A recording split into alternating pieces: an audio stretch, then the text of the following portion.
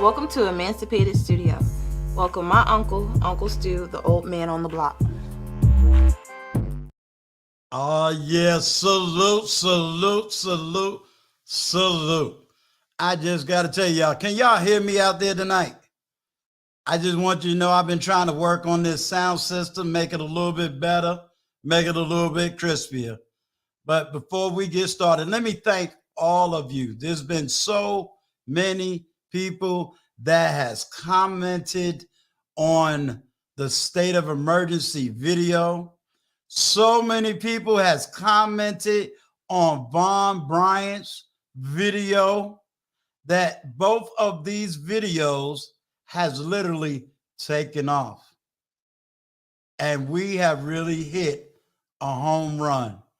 And every comment is being read. Every issue is being sought. We are actually going to do the work and show the results. Friday, I will do an open talk back with many of the people on the panel to talk about the things you're concerned about and to try to start implementing solutions. I always say we need to know 20% of the problem, and we're going to work hard to solve 80% of it. So we're not going to waste our time spending 80% of our time and energy on the problem. We're businessmen. We understand how business works. And the key to business is solving solutions. And that's exactly what this platform is going to be about. But I'm not going to hold you up on those issues. But I want everybody to know I thank them for everything that you all have done. Thank you. I want to also say this is a inside joke, but I'll explain the joke. Salute to Soul of Joy. Here's the inside joke. If you read the comments, you're going to see Intentional Millionaire say, we free. We free. So let me tell y'all the inside joke. When we first got started, we was all under brown eyes. He owned the company. Today, Uncle Stu brought back the freedom, the Emancipated Studio LLC. So all the brothers can run and we can have our own company.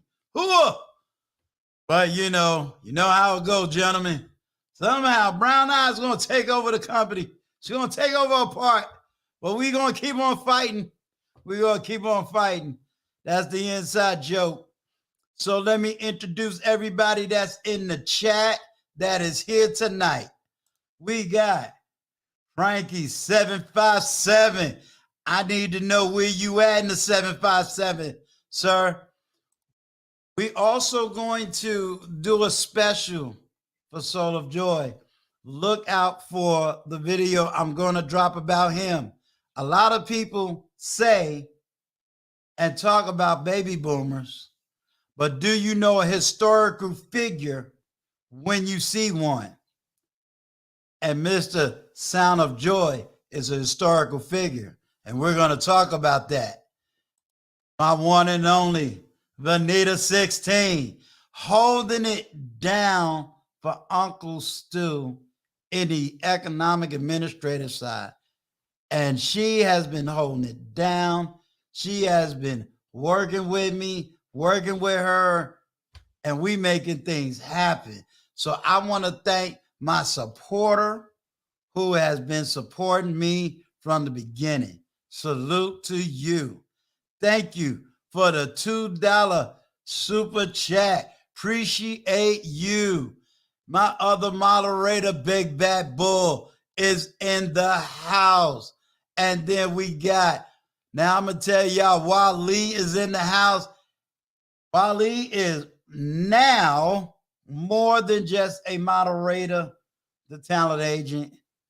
Wally is now on the administrative side of the Emancipated Studio. So Wally has been putting in paid work, and Wally has been doing some overtime to get a whole lot of stuff done. And Wally doesn't understand the work he do is a great help to us. Thank you, Wally. Keep up the great work, sir. And then we got Stephen Day is in the house. Salute to you. We got Jenny in the house. Salute to you. And Miss Mills holding it down for all of us YouTube content creators. My right-hand man and partner. And I just want you to know the intentional meeting that helped us to get free. We gonna win, Tim. We gonna win. Yes, sir, we gonna win. And of course, we gotta give it up for the man of the hour, the man who set it off, the man who said, I know how to tell y'all people off in a nice way. And then I can just get clapped back and tell it to you in a real hardcore way. Y'all give it up for Mr. Vaughn Bryant, the one that has set it off up in here. Don't let that cool baritone bass voice WBLS voice fool you. Vaughn can tell you a little something. And although he is not here, we're going to give him a shout out. The Beautiful Lie. I understand you didn't want to come. Cool. But I want anybody that knows him, let him know Uncle Stu still shouted him out. And then we got the one, the only, Harry. You got me, Sean. Denise is in the house. And then Perry Unlikely. We working hard. We got our freedom papers, Perry. Perry, we got freedom papers. I talked to you about the freedom papers in the back chat. All right. Ladies and gentlemen, you did not come here tonight to hear Uncle Stu give a dissertation. You didn't come here to hear about the generational issues here tonight. Yes. Soul of Joy, thank you, sir, for the $25 cash app. But what you came here tonight to see. You see, when Lapeef needed someone to edit all of his documentations, they called this woman. And when the one and only Chicago-rilla, who was officially married, needed to make sure he had his I's dotted and his T's crossed, he called this woman. And now that Brown Eyes and I is about to have grandchildren, we wanted the best educator in the place, so we had to call this woman. So ladies and gentlemen, give it up for the one and only AKKA. All you got to know is She's in the house. I cannot with that intro. You were talking about the editing and the crossing T's and dotting I's. Okay. Teacher life. Absolutely. Yes, yes, yes. You gotta know it. Listen, I gotta do it big, K. Because your sister, my niece, Courtney Michelle, she just took interviewing to a whole nother level. Did you see it with her big brother? No, the baby brother. She's the older sister. You see it with her baby brother. You didn't see it with you didn't see it with the interview. Yeah, I saw that. Yeah, It was you great. know that. You know Everybody needs to definitely go subscribe to her channel if they're not already. She's doing big things. Look, I'm sitting here like, well, she just blowing the old man out of the water with this. I thought I was the man. She came up there and just whip, whip, whip, whip. So now I got to go to the TSU and bring my dominoes. Old man gonna have to whoop her back in place. Uncle's gonna have to show up and show out.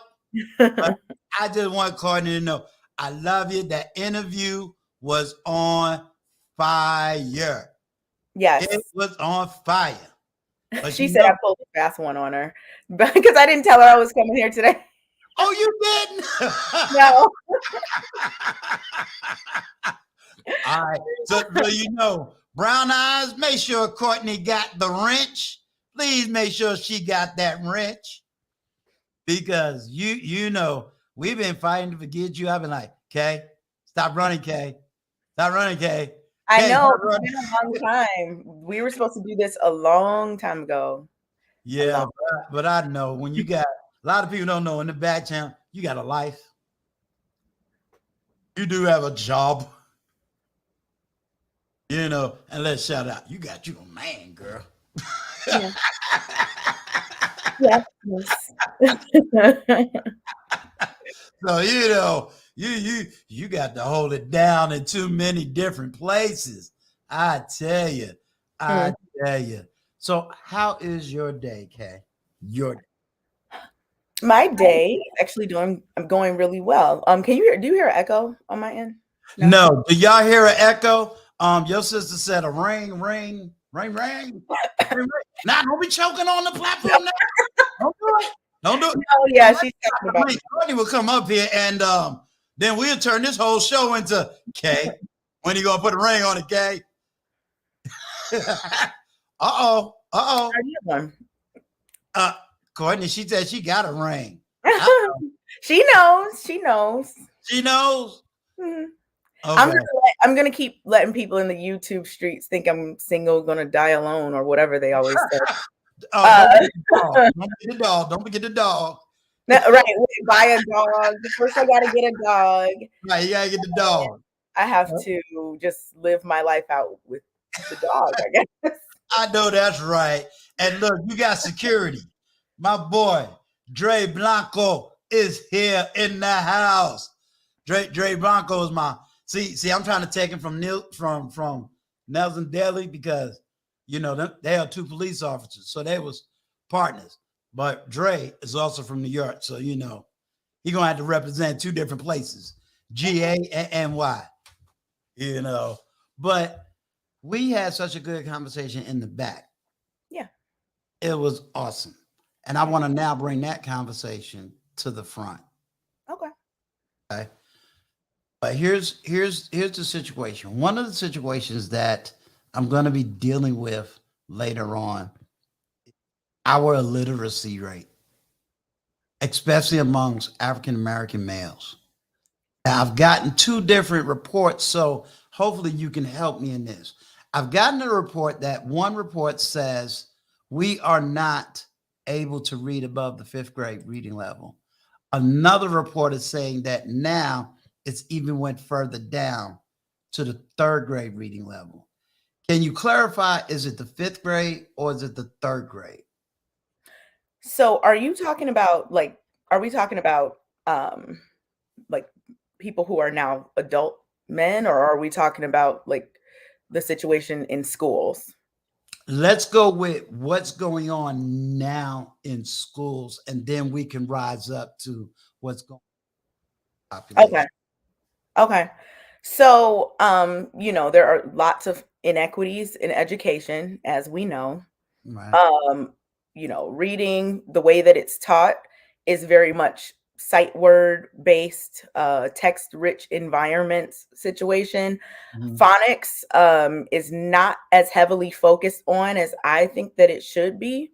Mhm. And then also there's the whole like family support and like, all of that. So all of these things coming together, um, as well as, I mean, just I don't want to, say too much, but certain schools in our neighborhoods do not have the proper supports that they need to intervene and get things done the way they need to be done so that students are on grade level when they need to be at a much higher rate than what they are now because the rates are not where they should be, especially when you compare with other races of people in the United States.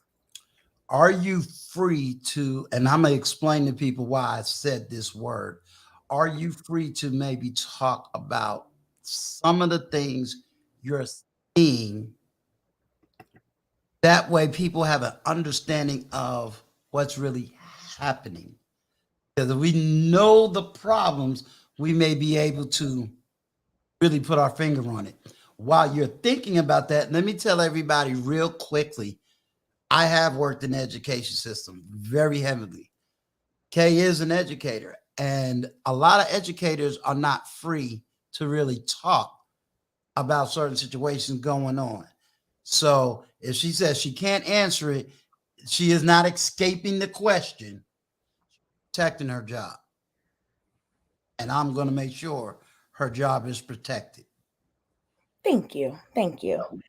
So I would just say that something that I've seen, again, the way that the way that reading is taught, kindergarten through second grade is really where all of those phonics skills should be really put into place. You're still going to use them probably for the rest of, I still use those skills. When you come across an unfamiliar word, you have to sound it out and figure out what that word is.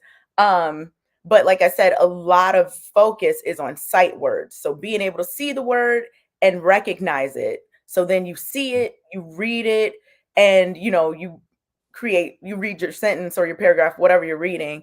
But that method, a lot of times leaves a lot of kids in third, fourth, and fifth grade who have not yet grasped the concept of phonics fully.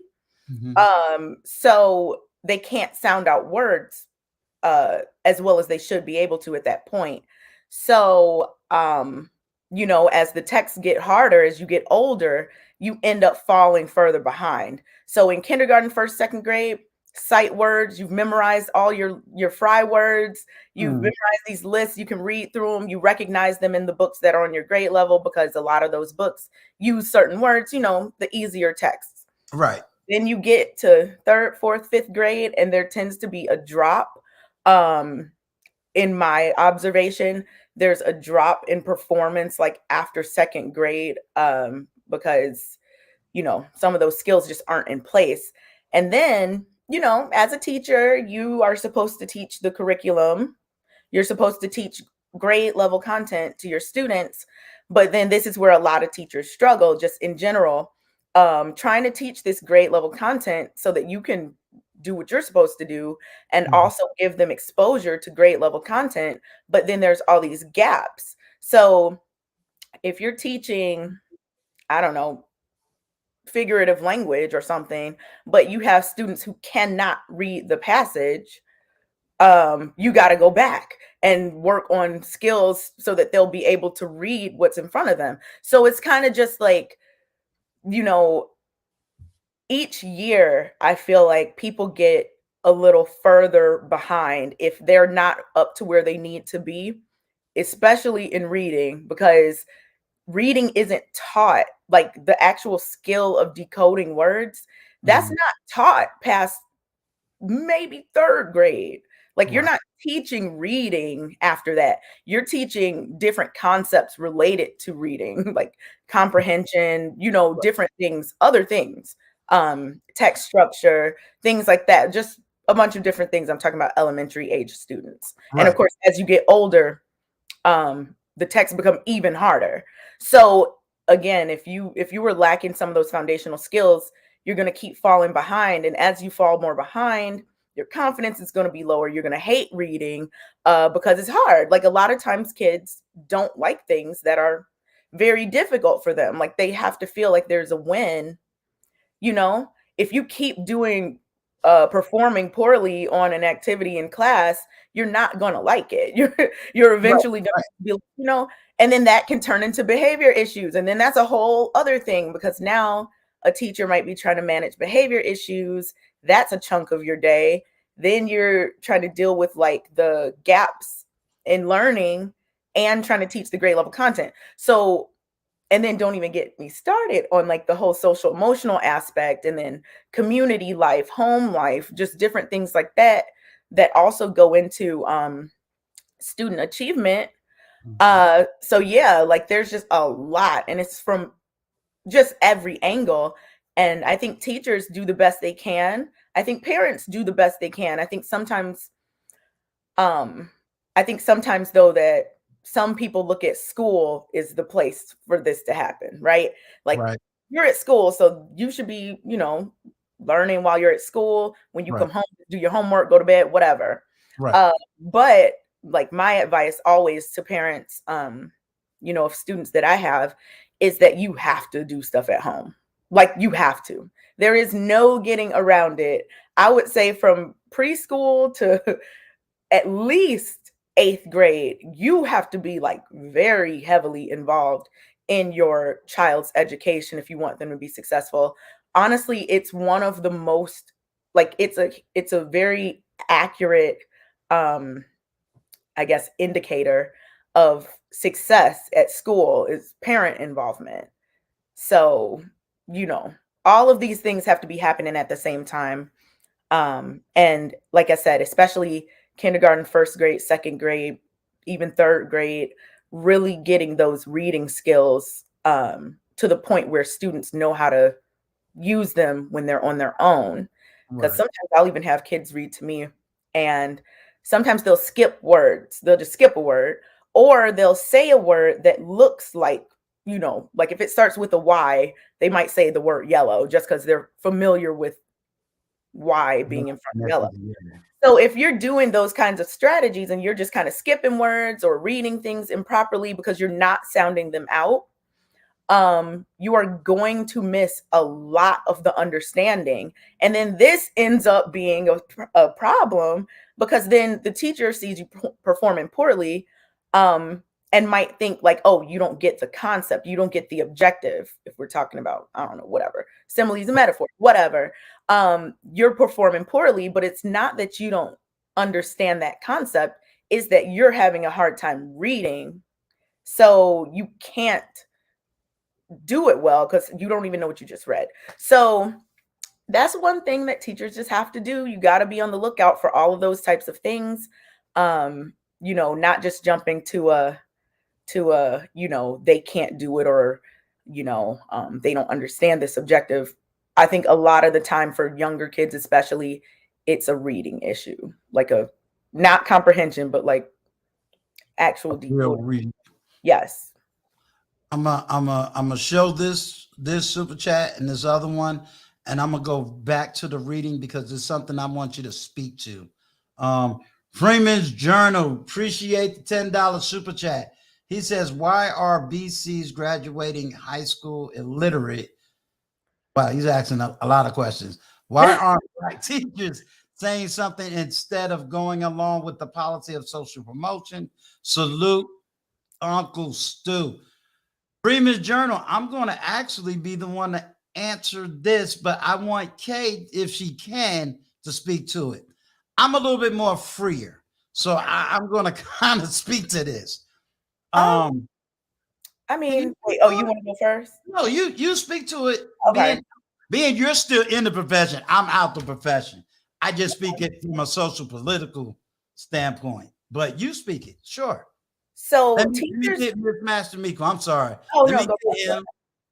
We got Miss Master Miko with the 499 super chat. Passing by, supporting Uncle Stu. Keep up the good work, sir. Thank you. Thank you.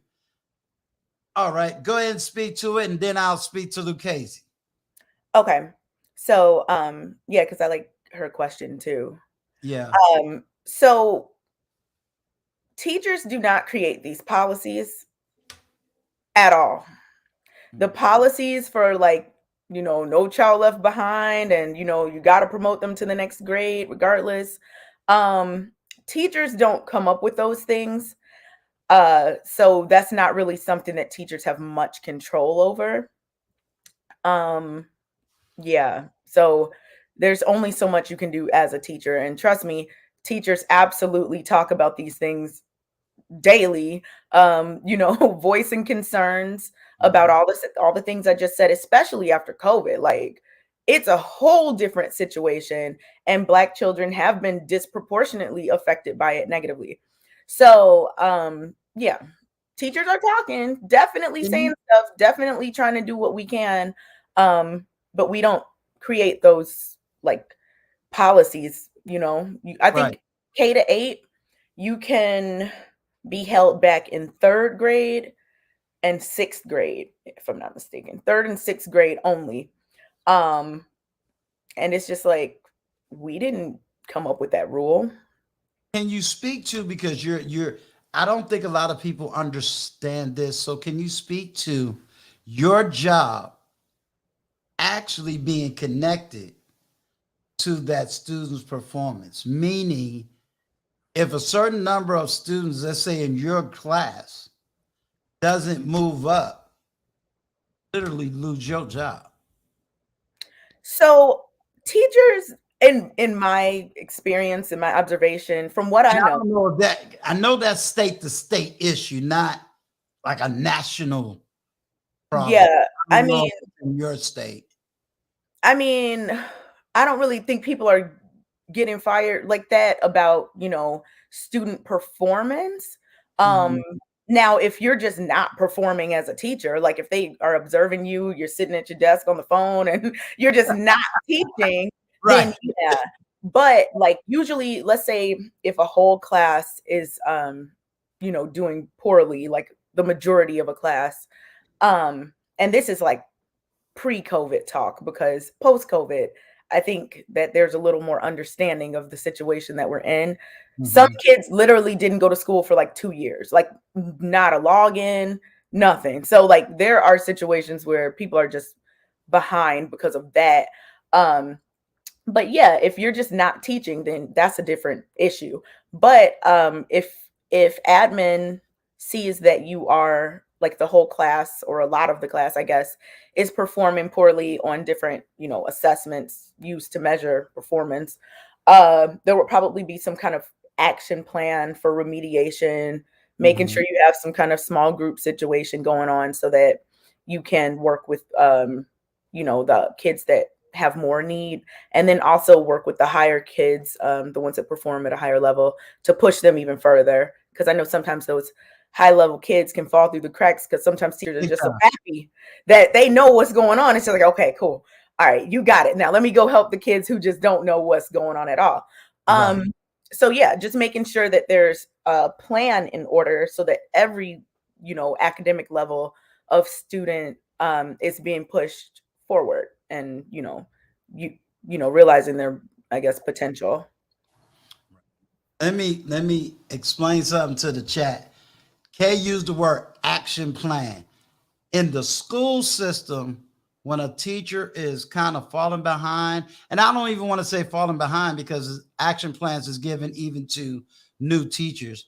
Usually the vice principal and sometimes the principal will evaluate how a teacher is educating, and the action plan usually gives a detailed way or help or guidance for that teacher to educate that classroom. So understand that having an action plan is not something really negative. It is really something positive to help you become a better educator, because what you study in college to be an educator, a lot of them theories and philosophies don't work when you have to hit the real classroom. Yeah. that, that goes totally out the window. Thinking about the things I learned in my master's degree, uh, and how they translate to day-to-day life as a teacher, I'm Right. like, no, these are not translating properly. And so definitely, yeah, you can go to school and get your degree, but, and it helps with certain things, but, Right. like, in terms of just day-to-day, with the kids. Yeah. Don't say nothing. You have to have experience. You Yeah. know, you go in there all excited your first year and you're like, "Yes." And then you're like, "Whoa, okay, let me figure Look, out what I'm gonna do," because you yeah. dealt with the young ones. I dealt with the high school, so I get it. I get it. Did we answer all of his questions? Because I think he had a two-part. He said, "Okay, yeah, we did." And then Lucchese said, "What happens when the child has parents with limited reading and writing challenges regarding the follow-up after school?" If I'm understanding that correctly, is she asking what happens, like, if the parents have I think she's asking because I know we said we were going to go to adult illiteracy if the parents cannot read and write. I was in High okay. Point, North Carolina. I Mhm. know that North Carolina and High Point, at least at the time I was there, had almost a 50% literacy rate. I was there at the time of Fantasia and her family. They're huge in High Point. And when she spoke about it, High Point politically got upset, but it is a reality. And now that's one city, but I'm also finding there's a lot of illiteracy amongst young adults too. Yeah, definitely, definitely. So, if a parent has challenges with reading and writing themselves and they want to be as good of a support for their child as they can, I mean, there's so much information available, and I know that sometimes people don't even know where to start looking. And Mhm. I know sometimes people might even be just embarrassed to say, "Hey, I'm not a good reader either, and I'm trying to help my kid." But honestly, I don't think there's a teacher in the world who would, shame a parent for coming to them and asking for resources that can help them and their child. I think a teacher would love that, to be Right. honest. That would be like the high point of the day. Like, oh, you Right. know the issue and you're trying to get this figured out so that you can better assist me with helping your child. Perfect. Like, so I would just say that the if a parent was having those issues and they wanted to better support their child, that they should talk to the child's teacher, let them know honestly that issue, and try to get that support for themselves. Different resources are available even for adults. Mhm. um so that they can better help their child. And then the teacher can also provide accommodations, um, you know, things that the parent would be able to do at home with the child. Ask you this. Illiteracy is very personal to me. I Mm, used to be illiterate. Now I read every single book that you put in my hands. But my question to you would be, what can either we as a collective, and when I say collective, I'm talking about people that really want to do the work, not the mhm, ones who just want to talk the talk. mhm. Those that's listening to you right now, those that's listening to you live and after the live, and then make it personal to me as a content creator. What can I do to help slow down?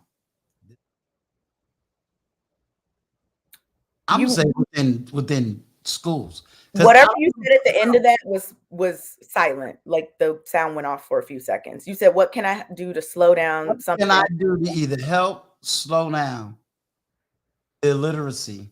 In other words, what can I do as a content creator to help in one of my schools? to help their literacy? And what can the people that is listening, whether now or later, because this is part of the state of emergency. If my people can't read all this, oh, we making all this money. You can't even read the contracts that you're trying to sign. We got trouble. Mm-hmm. And I'm glad that you said, let us no longer be ashamed. Mm-hmm. I don't want no man, no woman, white, black, Spanish, brown. I don't want nobody to be ashamed. If you can't read, I worked with a man that was 70 years old. He would get us to read and then sign it. Mm-hmm. Meaning he would sign with an X, but we had to read it before he can sign it. Mm-hmm. So, type of literacy. What can we do? So I always like to start with, like, whenever talking about this, your circle of influence, like the people right around you, who's around you, if we're talking about kids, number one thing for especially the younger kids, letter sounds, blends, digraphs, like just what letters and letter combinations sound like, look like, etc. Those are the building blocks for words. So you got to start there with the little kids. um as kids get older, and they may have had some of that experience in school with phonics, but like I said, a lot of schools are not heavily phonics focused. More so, it's more so sight words. Mm-hmm. So they may have, they might know they'll know their letter sounds, and some things like that. uh Capitalize on that. Have them read to you, starting with a book that is their level. So you want to find like a just right fit. So go to the library, go wherever, to your bookshelf, find a book that they're interested in too, because I think that's really important to have kids be like thirsty to read. Like, I can't wait to read this book because I'm interested in this character, or I want to know what happens in this story, whatever the case may be. You find a book, have them read a page to you out loud.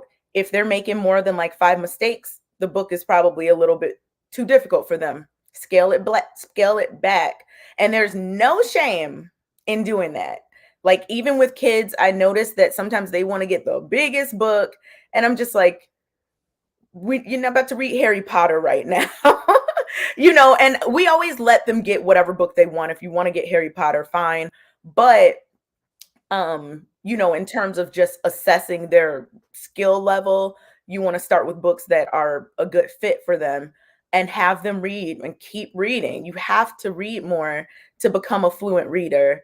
There are plenty of adults that can read, but they're not fluent readers. And if your fluency is lower, you are going to have issues with your comprehension. You just are, because you're spending so much of your mental energy on reading that the understanding is just kind of going over your head sometimes. So just, you know, phonics at the younger ages, continue on with phonics, in third, fourth, fifth grade if you need to. There are so many resources online. You can literally just like Google it. If somebody wants like specific resources, they can hit me on IG. I'm bad at checking IG, but I will eventually um, I'll eventually respond. So yeah, like there's a lot of stuff out there. There's so much. But the number one thing is just, you gotta read. You have to have your kids read to you. You have to have them reading out loud. I always tell parents, take 30 minutes to an hour a day. People have time. Some people don't. Maybe they're at work, but sacrifices, and I'm not talking about work sacrifice, I'm talking about sacrifices for certain things that you might like to do on your own might need to be made. Maybe you like to come home, relax, watch a little TV, get on social media. You might have to cut some of that time down a little bit.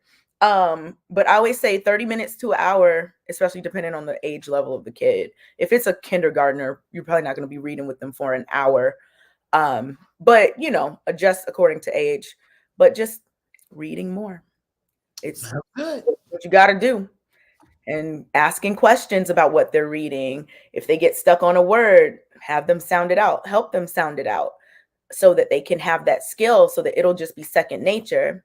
instead of kind of skipping the word or, making up words. Like I like to say, I'm like, you just made that up. That's not what that says. And then, I'll have them sound it out. So yeah, we got to do more reading. We have to. Even adults, Uncle Stu, like That's right. adults. Because some people don't read ever. Like after high school, college, they don't read a book again. Like I saw this infographic that talked about like basically the decline in terms of the amount of reading people do as they get older. Like after high school, only a certain percentage of people. If they go to college after that, only a even lower percent will ever read a book. Like I'm not sure. I These think ain't decorations behind me now. These are the real.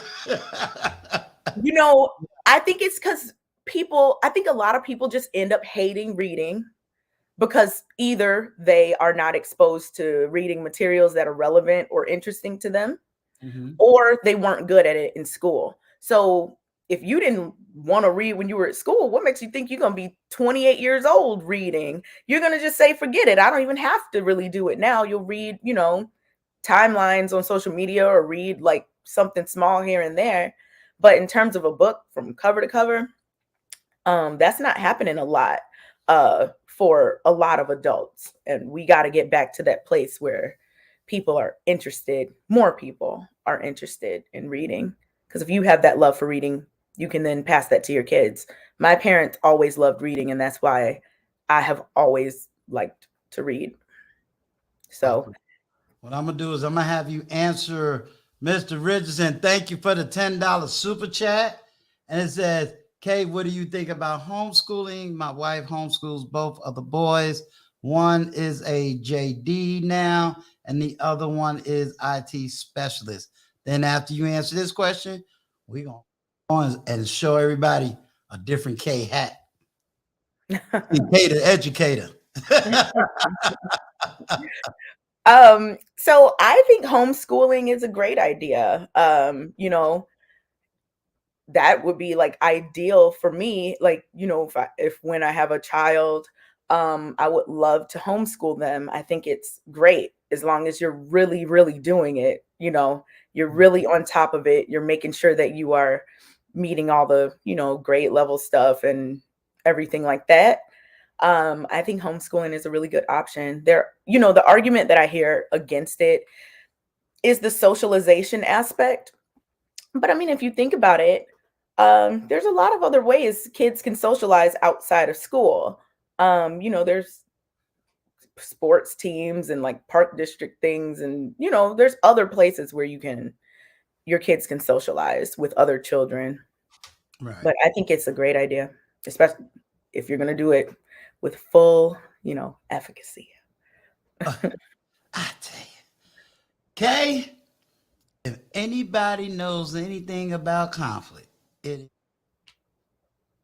God knows it is Kay. At least the old man hears down the YouTube streets. But I want to spin that narrative of said something that again it ties into the state of emergency. hmm Have a serious communication problem.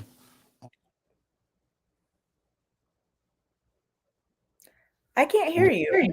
Oh, I said, can you share with me The mic keeps kind of going out for like a my few seconds at a time. Yeah. okay, I'm sorry. No, it's fine. What I was asking is, are you able to share the philosophical idea of we as a people are constantly fighting each other without really having a discussion to solve the solution if we're trying to advance, if we're trying to come to some form of solution? Um, because you're just speaking from understanding communication. Mhm. Can you share that aspect of just us learning how to just communicate with one another? Yeah.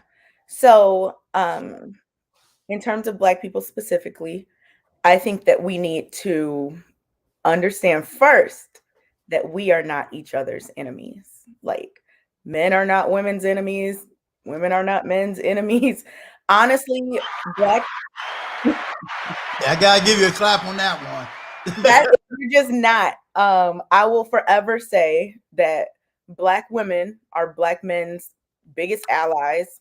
Black men are black women's biggest allies. At the end of the day, when it's all said and done, the major, I would say the majority of us have that influence in terms of the opposite sex from another black person. Like when I think of all the really important men in my life that would be there for me and protect me, vast majority of them are black. When I think about the men that I would, be there for and protect, vast majority of them are black. And I think that most black people can say the same thing. So like when you just think of it like that, we're not each other's enemies. There was an entire um plan to have us out here fighting over nonsense instead of building together as we should be. And we just kind of fallen into that plan. But we have to look at the bigger picture. We have to think about the future. We have to think about our kids and our grandkids. And we're supposed to be passing a baton to make things easier. So like maybe in 50 years or 100 years, things will be different than they are now. The way things are different now than they were for my grandparents or my great grandparents. So we have to really start thinking of it in terms of the future. What good are these fights going to do? And it's I mean, I'm not against a debate. I'm not against Mhm. the heated debate. I'm not against those things. But we really have to start focusing too on building together, um, because that's the only way. Women aren't going to do things just alone. Men aren't just going to do things alone. We need strong families to build strong communities. So therefore, we have to start getting along. We cannot keep pushing each other away and fighting. Like we just have to get along. We have to make it work. We have to focus on a common vision. I always say that there's so much of this fighting between black men and women because we're not on the same page about stuff, about certain things. Like you know, I'm sure maybe you've heard me talk about racism before. Mhm. There are still people in 2022 that thinks racism doesn't even affect black people. Like, and I'm shocked that there are people that feel this way. But that just shows me like a lot of us really aren't on the same page. So what we can do, I guess, is start with the people, like I said, circle of influence, like the people right around you, the people that I know, the people that I talk to, my family, my friends, the people that I have like close relationships with. Um, they understand the issues and they understand what we're working towards, like as a common goal for black people. We want things better for the future. And hopefully, like, each one teach one, like maybe this thing spread, I don't know. But yeah, sometimes when you get in conversations with people who don't have a common vision and they kind of want to separate themselves from the black community, like, oh, it doesn't matter to me. You can't. Not here. Right. Let me ask you something because you said earlier, that there was a plan to keep us separated. Can you unpack that from your vantage see and understand that to be? What is that plan? How is that plan operating? So it's a multi-pronged approach. It's coming in from several different, areas. So even with something like the media, right? Let's start with that one because that's an obvious one, I guess I could say. Mhm. The media, the way black women are portrayed, the way black men are portrayed. Um, I've seen people upset about things that they probably only seen on TV or YouTube or something. Like, Mm. and sometimes I'll ask, like, have you ever even heard or seen anyone say or do this in real life? No. Okay, then what are you mad at? this random black man or this random black woman walking around based on these images that have been ingrained, I guess since childhood. Whenever you start watching TV, you'll start to notice black people are portrayed in very specific ways very often. And when you internalize that, it affects how you see people. It affects how you see your fellow black people. So instead of looking at it like, man, these images are portraying us one way, but that's not how even most of us are.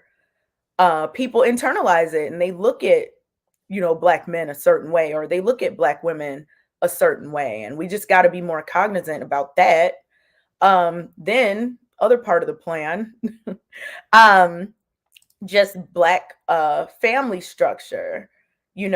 People always bring up, like I've heard people bring up the whole, women chose welfare thing over the black man. But the thing is, that's not what happened. That's not what happened. That was part of an entire thing, along with mass incarceration, war on drugs, welfare system. All of these things were implemented, I guess, around the same times. People will be like, how come black families were more intact back in the day versus now? Honestly, and this is just my theory, uh back, like, let's say during civil rights movement times, and I'm not going to say all black families were just happy back then. Like, I think people romanticize the past a lot, but in terms of just like, having a common vision, I think that's the difference. Back then, the common vision was, what, there's, people that don't have our best interests in mind, and they are on the attack, they're attacking us, so we have to do what we need to do to stay safe, to stay together as a family, to stay, whatever. So that was common vision. But now, as things are quote unquote getting better, which, I mean, they're better in some aspects, but racism is very much alive and well. um People are getting real comfortable, like, and now people have all these different things that they think are the biggest issue in the community. So therefore, there's a lot of it's very disjointed. So then people end up fighting and getting nowhere. And I'm not saying some groups are getting somewhere. Like, there are people who, are out here working and doing what they need to do. But like, some of the conversations that I hear sometimes or see sometimes or read online, I'm like, people are, I always just say, spend at least as much time as you spend fighting online with people that you don't know, raising and reading with your children. That shouldn't even be a hard concept or offensive or anything. Because if you have 2 to 24 hours to argue in comment sections and you have kids at home, talk about accountability. People always want to talk about things accountable, about a hair weave or makeup or something like that, or who somebody is dating. But we don't want to talk about the accountability for the people that are raising the kids that are the future of Black America. Like, we have to think about it that way. We have to think about it as an emergency. Like this, like you said, state of emergency. You can't spend more time arguing online than you spend reading with your kids. That should be the measuring stick. Like, if you are online for 3 hours and you haven't sat and read with your kid for an hour or 30 minutes or whatever, you have to go back and really think, what's the most important thing right now? And I'm not saying, of course, I'm not saying that parents can't have fun or do stuff, but I just think we get caught up a lot. And I've definitely been part of some internet arguments, but I don't have any kids. Right. But if we're spending more time online arguing about stuff that really doesn't matter, was Sierra twerking? Okay, she's been twerking since I've been in high school. She's a dancer. Like, that's what she does. Is Russell Wilson a simp? Like, people are having full day arguments about these things, and kids are unable to read. Like, what? So no, we can't. It's an emergency, especially if you have children. You have the most important job in the world. You are raising another human that is going to go into society and, hopefully be great. And you are the first point, the parents are the first point of contact and the people who are most responsible for that. It's nobody else's fault. It's parents if you want, your children to be successful. And then of course teachers come into play, the village around you comes into play, but it all starts with the parents. So I think we waste a lot of time with things that aren't important at all and let the things that are important just kind of fly by. Because yeah, and that's part of it too. I mean, there's a reason why. I know I'm talking a lot, but there's a No, reason keep why. going. This is the KA show. Look, you listen. At least everybody get to see you. Flow. there there's I'm back. I got my water. I'm good. a Is that all right? Is it? Everybody, give me a one. Kay says she talking too much. Is the chat all right? Just give me a one in the chat. Just give me a one in the chat. This is you. And if you're speaking your truth, this is not the let's fight. I'm not the talking points. This is interview. This is for me to get to know Kay. I don't want to know Kay from another agency. I don't want to know Kay from over here. I want to know who Kay is. And as my guest, I said, I want to learn who the person is behind the content. I want to know and separate the personality from the person. And there's two different people. When you go to work, that's a personality. When you on Lapeef, that's a personality. Tonight, everybody gets to meet the real person. So, do you? This is Uncle Stu, the old man on the block. We here tonight. Y'all getting ready to get educated from the educator, one way or another. But she made a clear point. So let's this is all about you. Go ahead, Kay. there's a reason why when Black people are in positions to speak negatively about other Black people, whether it be, any gender doing this, I'm not going to say this is just, a certain gender versus another, any gender. But when Black people are speaking negatively about each other, fighting, arguing, etc., those things get a lot of attention. Um, and it's funny, not funny, haha, but funny, interesting that at a time where you know other races of people are being very careful, you know, about things they say. You don't want to get canceled. You don't want to be viewed as racist. You don't want to be viewed as this, and that. So they are keeping their thoughts that they might have like under wraps. You would never see um like let's say a white person, I'm not gonna say never, but you wouldn't often see a white person on YouTube or something speaking really negatively about Black people because they understand the consequences that would come along with that in 2022, right? So it's funny that like while other races of people are like, okay, we got to be more careful about how we're talking and we, things we're saying, that there's like a booming market for Black people to do that, you know? So I I always think about that. I'm like, so what's really going on? And like we were talking about backstage, somebody said false Joe Rogan. I mean, Joe Rogan, look at didn't he have to do like a whole like apology about some old tape or whatever he said? I mean, but the thing is, I don't think he ever went on to my knowledge, and I don't dig into that, but I'll check. I don't think he ever went on an apology tour. oh, did he? He didn't. He Not to didn't. my knowledge, he didn't I have to thought go he on did. an apology tour. I thought he did, but honestly, Joe Rogan is the biggest podcaster in the world. So therefore, he is at a level that, and his base is he has a certain audience and all this.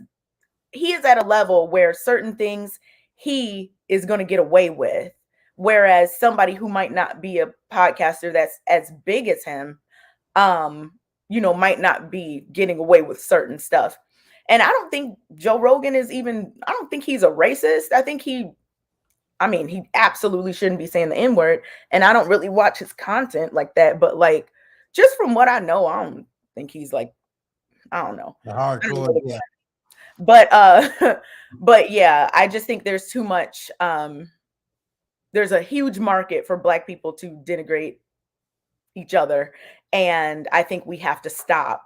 Like, it's okay to argue, it's okay to whatever, but we got to stop with the whole like negative portraying, I guess, Black people negatively. There's already a lot of that in the media. We I shouldn't want be doing it to each other. to take you back because you said a lot of stuff. Hmm. I'll go back to the plan. And one of the things that you talked about, do you feel that there's a lack of truthfulness in I know some of the history that you had just talked about, which is all of the dynamic shifts of the 60s. And I do notice that people tend to pluck and pick parts of history without understanding all the moving parts. Do you think we need a lesson in understanding all the moving parts as opposed to just taking one part, hyping that up, and forget all the pieces that played a part? You're talking about like what do we need to do now? Yeah, I'm saying because you brought up various parts that happened in the 60s, Hmm. even Okay. 70s. Hmm. I hear some of these debates online as well. You feel that there needs to be a re-education, or if not a solid education, in what all the moving parts was that was going on at the time.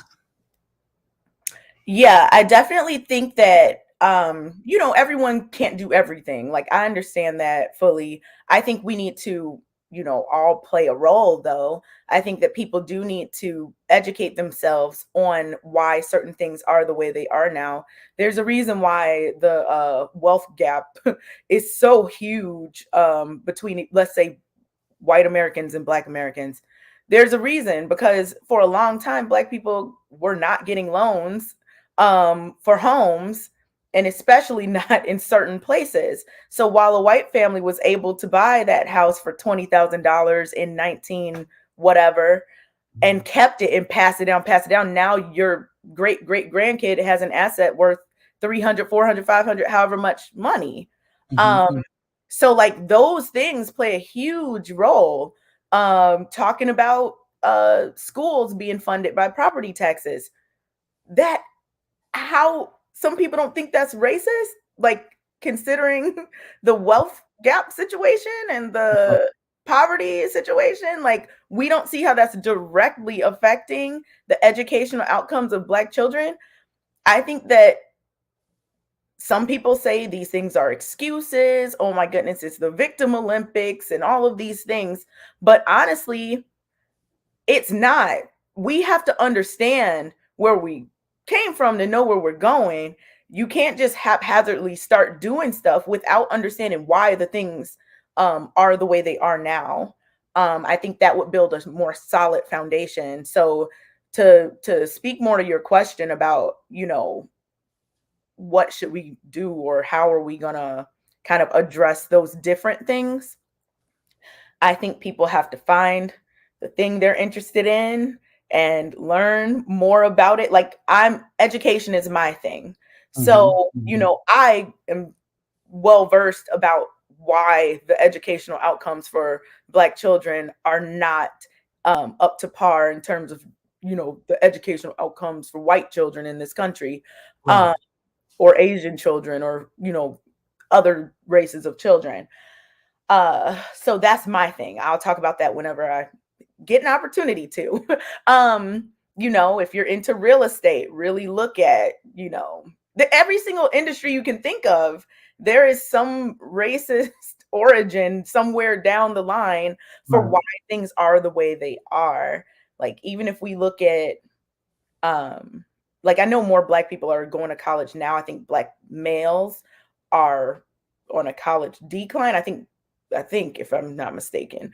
But just like thinking about all of that, thinking about what is happening now, Mm-hmm. because in 30 years this is going to be what we're talking about, right? There was a drastic drop in college admission.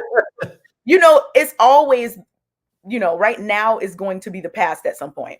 So we have to think about it from a future standpoint. Like what's happening now? What happened before? What can we do moving forward to make things better for us and to understand that we are in a unique situation in this country? I think sometimes people want to just be like, we're all people. And yes, we are all people and we should be, but we just know that that's just not the case. We know that it's not the case that people are treated fairly. We know that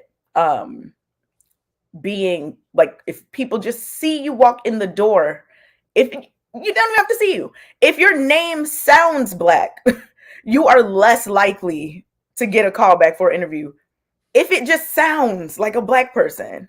I remember in like a sociology class in undergrad, so this is a long time ago. The name they used was like Lakeisha Washington. That was like the example in whatever text we were reading.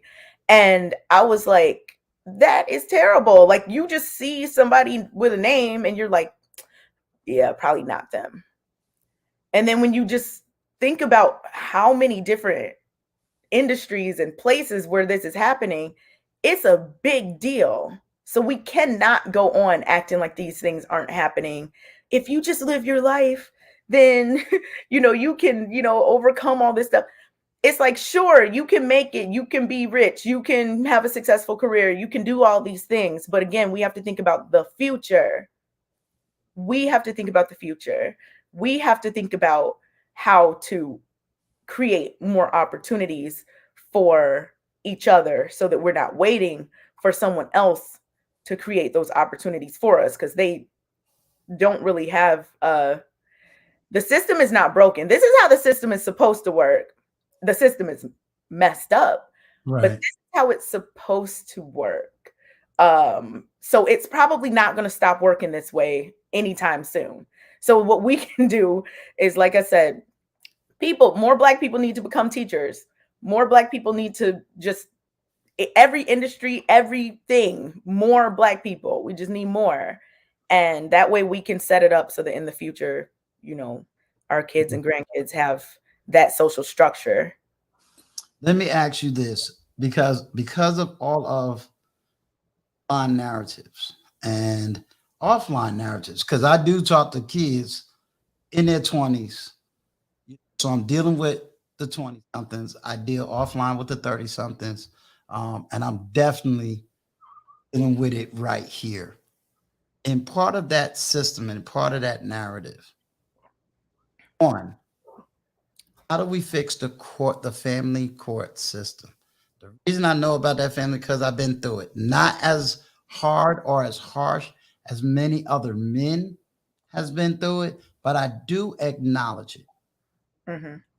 Do you think that we're not talking enough more about that, how that family court system is operating over a lot and is impeding next generation to being successful? Okay, so are you talking in terms of like custody and things like Yeah, that? custody, equalness, because I believe if, okay, this is hypothetical, y'all don't be sitting up here clipping. If you and I had a, if you and I had a child, and we don't get together in relationship, my relationship with you is totally different than my relationship with my child. And the two should be separated. How you and I get along and how I get along with my child is different. And I do know from personal experience, it don't happen that way. Hmm. I think we need to start really refocusing on how the family court system is destroying us just as equally as everything else. Yeah, I mean, family court system in terms of custody and whatnot, I think that the ideal situation would be for the parents to already have communicated. They have a plan for what they want to do. One parent's going to get custody or the other one, and this is what they agree on, or they're going to try to get joint custody. Ideally, the parents should be talking about that and figuring that out on their own and presenting that, like, this is what we're doing, just put it in writing. Um, but like if you're going to court and you're in a situation, I think that custody should be 50-50 by default. If there are no extenuating circumstances, of course, there's no instances of abuse or anything like that, and both parents can provide a stable, loving household for the children, then I think it should be by default 50-50. That's my opinion. Um, Yeah. I I like that. think I agree. I like that. Yes. Yeah, because I mean, both parents, like, there's a thing that a lot of people do where they put the main parental responsibilities on the mother. And they have this idea that moms are the primary, you know, caretakers of the Mhm. children. Um, I think some of this has to do with like it could be some nature, some nurture, because of course mothers, birth the child and feed them and all this type of stuff. So yes, I know that nature is part of that, but I also think nurture, like the way that social programming works or has worked, Mm. um, has it in people's minds that mothers just are the better parent. But the thing is, mothers are not necessarily the better parent all the time. Like, that's why I think it should just be 50-50. I think both parents are very important.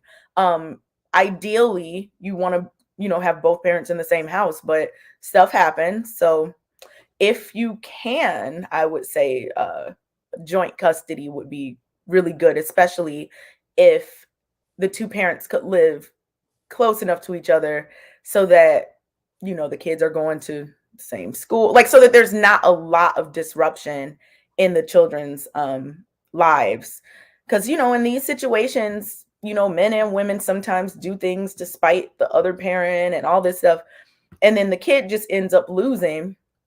So just really focusing on the kid, making sure that their best interest is put first, I think would help.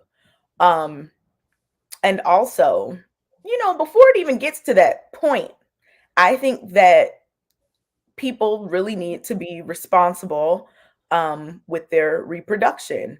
If you don't want a kid, do everything you can not to get someone pregnant or not to get pregnant if you don't want a child.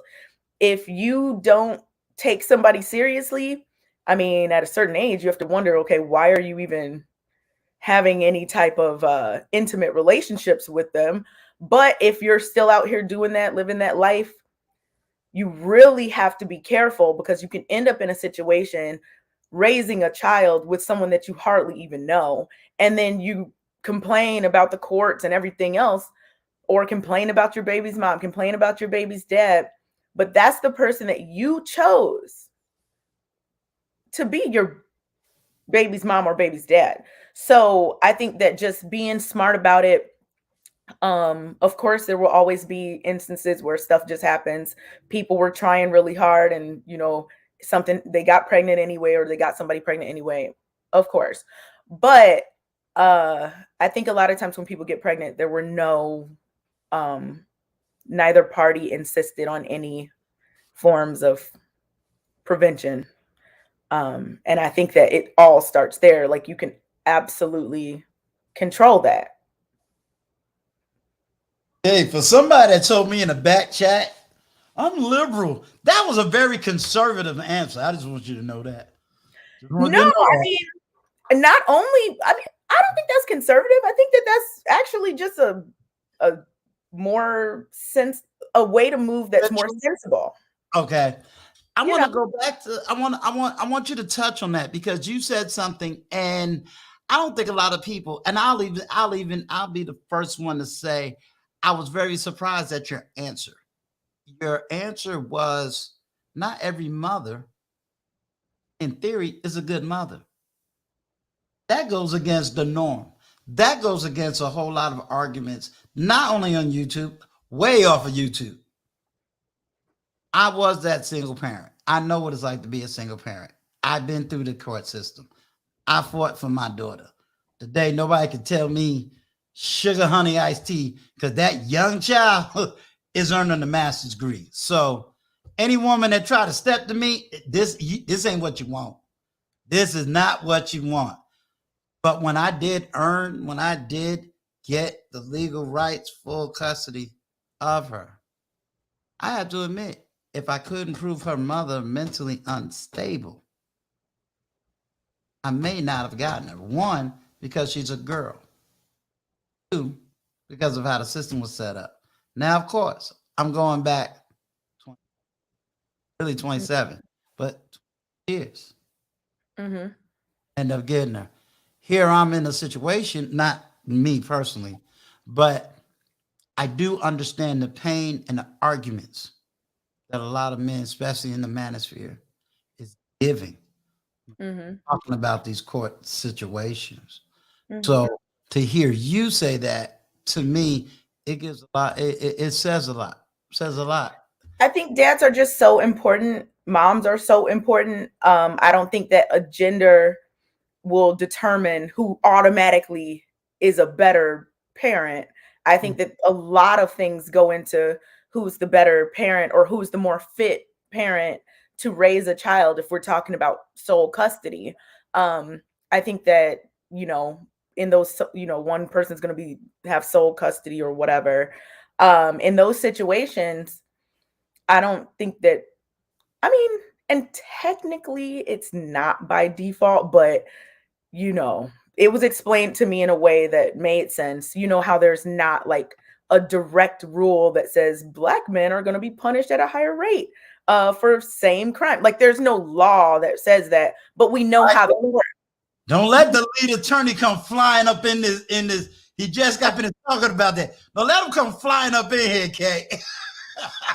He's actually the one that, you know, I gave him this analogy and he said, yeah, that's how it is. So basically, you know, there's might not be a law that says black people can't do this or that, but there's things set up so that it ends up being that way. You know, you have judges who have been serving for however long and Mm-hmm. do certain things, and you know, all of this, a lot of it is politics and things like that.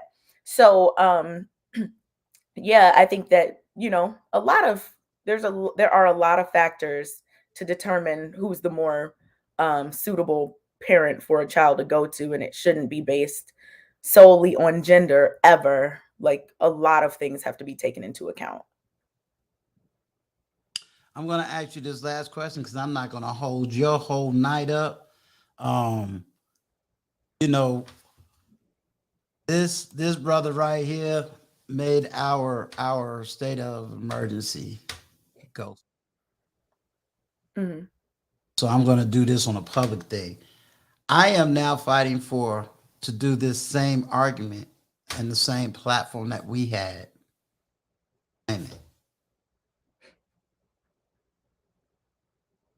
So that we could put you with a group of women to really talk about state of emergency from a female perspective. I really think that your voice is, whether people agree or disagree, we got a problem, and this is an all hands on deck. Oh yeah, This is definitely. an all hands on deck. Everybody, you said something that was perfect, which is everybody got to take their role and go full steam ahead. Yep, because it is a state of emergency. My principal actually says that, you know, when we start talking about the reading rate, the reading levels, and you know the gaps and all of these things that you know we talk about as educators, like she always says this is a state of emergency. Like, you know, we really got to figure out like what is the best approach for this, what can we do. So when you said state of emergency, I thought of her. But yeah, it is a state of emergency for sure. We don't have a lot of time to, you know, argue about things that don't matter. um and again, I'm not saying no one can have fun or have like, you know, conversations, you know, Right. online. Y'all know I do it all the time. But when you close your computer, what are you doing? What else? Think about it that way. What else are you doing? And make sure you're doing something. It could be something small, it could be something big, but do something towards the betterment of our communities and our families. Yeah. And shout out to Nathan. He says, yes, curious to see what direction women will come from. Both sides are at fault. And we need to be honest about what role we play in the mess in order to repair it. A lot of people ain't ready for the report that Nathan Daly and I, and Intentional Millionaire and Perry Online, we did some deep dives into a whole lot of areas. I don't know if everybody's ready, but we're gonna give it to them anyway. But we got some data and some statistics and some deep dive stuff. So we ready to spit this data out, but we also ready to put in the work. But as I say, we can't. We the men, yeah, we could do, yeah, rah rah rah. We can't do it without y'all. We Yeah, got men and women need each other. we got to do this together because certain areas we're losing badly. We're losing badly. Um. So okay, Courtney, I was about to drop the link just for you, Courtney. Do you have 2 minutes to come up? The link I'm about to drop is strictly for Courtney. It is not for anybody else. Do you do callers? I mean, not callers, but I guess callers. Do you do that? I do, but I let you have the freedom in whether you want to take any callers or any. Yeah, that's fine. Okay, all right. That has I seemed first pretty want to good. get Courtney up, and then after Courtney comes up, then I'm gonna open it up for everybody. I also got my mastermind group; they get first dibs at all my guests. Courtney says she can. The link is strictly for Courtney Michelle. And then after Courtney speaks to her, my mastermind group comes up, and then I need to open it up for the chat. And Nathan coming up here because that's security, Dre security. They security. That's my security. You know what I'm saying? But I just want to say I really thank you because Kay, tonight I got to see a Kay that I don't get to see. I love your passion and education. You gave wealth of knowledge and information, and I definitely, sure that you come to that panel of all women, as well as just you welcome to the Emancipated Studio any day, anytime. You know, Thank you. um, we're trying to we're doing a lot of things over here, and I am honored when I can get someone like yourself, when I can get my niece. Courtney. Hi, Yeah. let me fix this. So first of all, Kay, I'm upset because I talked to you today. I And I knew. had Uncle, so I had no idea that she would bring her little happy ass. Oh, I had no idea. You had no idea. He Not was like like, that. Courtney's a No. mod. He's like, Courtney's a moderator. And I was like, she's going to Yeah. be so surprised. See? Well, I haven't been paying attention too much, but I didn't know. So usually, so I got some words after this, but He's going to tell me off. I will. And she knows I will. But I'll say this. I think this conversation, especially about our Black boys and reading and just us Black folks and the literate rate and things like that is important. I think a lot of people don't know that I deal with dyslexia. And sometimes I have to reread things over and over again to make sure it's correct, and especially when it comes to numbers. And so that's always been something that I've had to struggle with, especially in school and still now as an adult. So I think taking the stigma out of a lot of these things, where a lot of us do have problems and a lot of us have particular disabilities, it doesn't mean that there's something wrong with us. It's just another challenge that we have to overcome. So dyslexia has been something for me that I have to continuously deal with, a lot better than before, but it's something that I have to be cognizant of when I'm writing or reading to make sure, that I'm saying it correctly. So I think these conversations are absolutely important. And I want to thank you guys for having it. And it's been a joy to see, especially with Kay. A lot of people don't get to know Kay. You see her on a network and you see, the tit for tat and going back and forth, but it's so much more to a lot of us. And there's so much more to Kay that meets the eye. A lot of people don't know how funny she is. A lot of people a lot of people can tell that she's smart, but on a whole lot of different levels. A lot of people don't see the caring and the nurturing and the sweetness of Kay. My daughter absolutely adores her. She sends her messages. Her birthday was the other day, and my daughter sung to her happy birthday. Wait, do you mean I missed Kay's birthday? You did. Oh yeah, I gotta break out. Happy birthday to you. All right, that's it. That's Okay. it. That's it. I'm not even. I was like, okay. You better than me. I definitely wasn't gonna try. Saying happy birthday with sign language. Happy birthday. That's it. I ain't gonna do a tune. But so, to Kay, I really wish that she would do more to let people know more about her and her personality. Like I said, when you're in a mix of a lot of people, sometimes you get lost in the bustle of it all. But me taking the time out to get to know her, I've seen a whole nother side of her. And that's my darling. I love Kay to death. Thanks, Court. You're welcome, Kay. And Courtney, remember, we got to get the new shirts now. So I done told her in the back chat, I said, we're going to do it. Surviving Kay. That's right. I want everybody put it in the chat. I was like, wait, what shirt? Put in chat, say, Surviving Kay. Surviving Kay. You got to put hashtag Uncle Stu Survive K.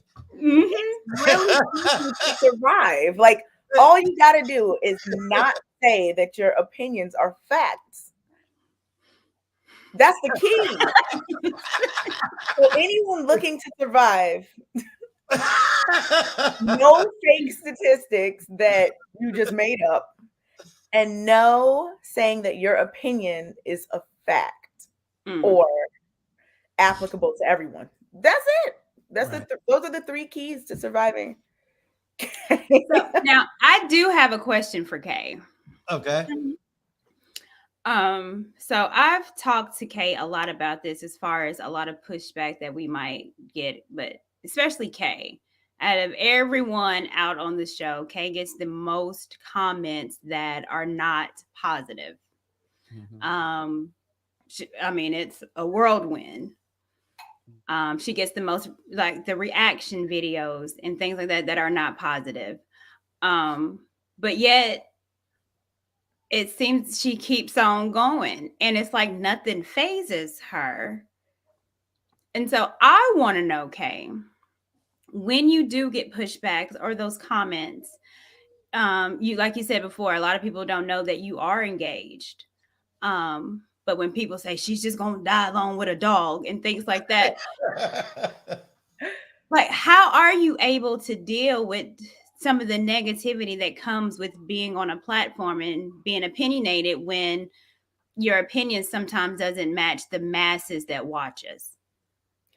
Well, I understand that there's a niche audience. I think that if things were a little more, I guess, mainstream, that I wouldn't get anywhere near the amount of negative comments that I get. So I understand that. And I know a lot of people don't know me. There's some people who are still mad about things that happened 10 months ago. And like, I guess they just said after that, well, like when me and you were in our fake, beef or whatever, people still bring that up. We have grown Yeah, into really right. close friends. We're friends, and people Well, explain know. that because it wasn't a fake beef. We weren't beefing. I just really didn't care for you. Yeah, the reason I said Because the you reason were rude. the You're rude. you were rude to look. I We was were, rude back.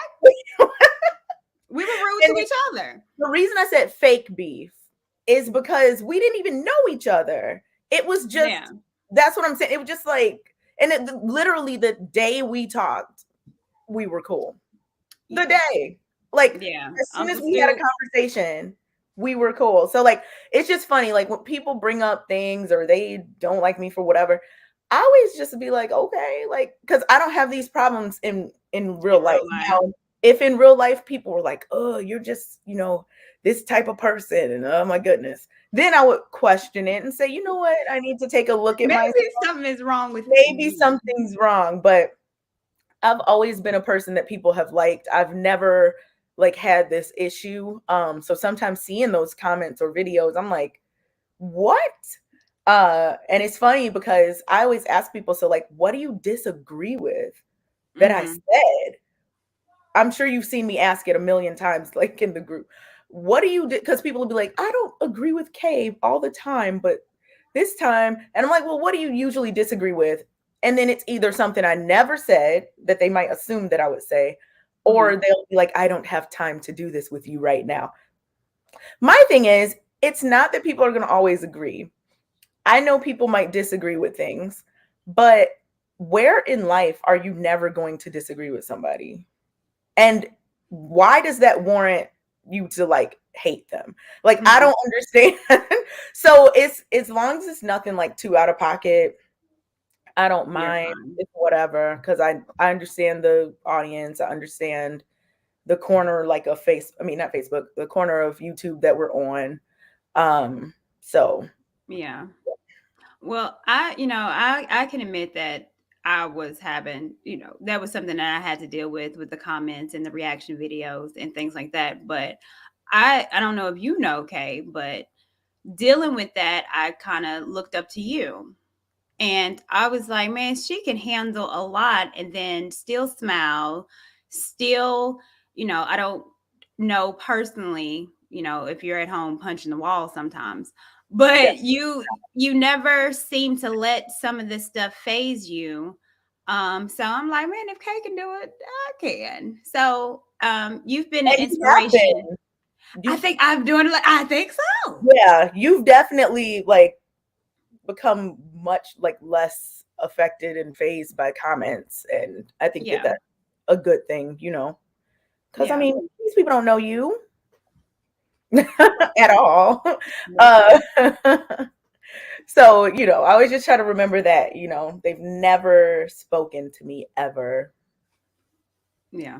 So yeah. So I don't know if you knew that, but you definitely inspired me in a lot of ways, and that's just one. So Thank you. I wanted to give you your flowers, my darling, and let you know, okay, that I absolutely adore you. And again, I think this is a great platform for you to be on and have this conversation with Uncle Stu because he does have a conversation where people can get to know who you are. Yeah, And I think you deserve it. thank you. You're Thank you. welcome. I'm gonna say this. I got Chicago, the married Chicago. We gotta put it out there. What? Chicago, What Chicago really put it. Everybody, he said, Chicago really put it out. He said, look, I am Kenny, married. Don't what? y'all come after me as a single man. I'm married. I gotta go home to a wife. Said, don't play with him. Chicago really said, I see you Canadian born. I'm gonna pull you up. He said, don't play with him. What is Chicago the Rilla real? said, I'm a proud married man. So we gotta shout that out. He said, Yeah. oh, he put a ring on it.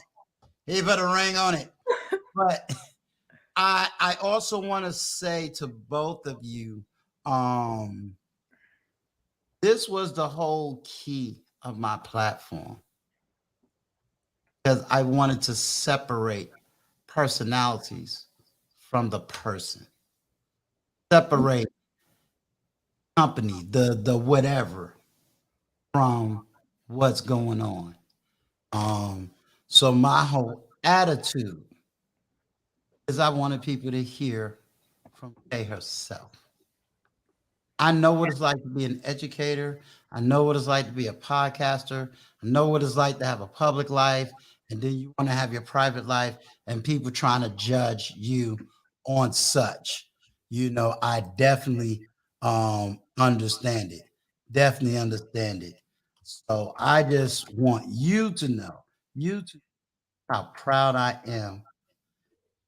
Looking at y'all like looking at my own daughters like, yeah, look at my niece. My niece is doing it, boy. Look at what Kwame, bro.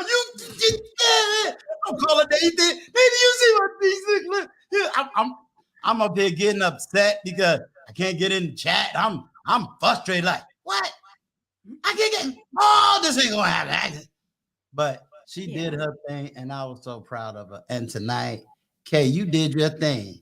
You did your thing. And I am very proud of you. I am very proud of you. I appreciate you having me on. I know that, my IG situation and my email for that email address. Look, I'm not going to provide any more excuses, but I knew that was my fault, that this didn't happen sooner. I'm glad that it happened, though. Yeah. And like I said, I'm hoping that, that conversation that I'm getting ready to have, because I know you're doing Lapeef and you got certain days.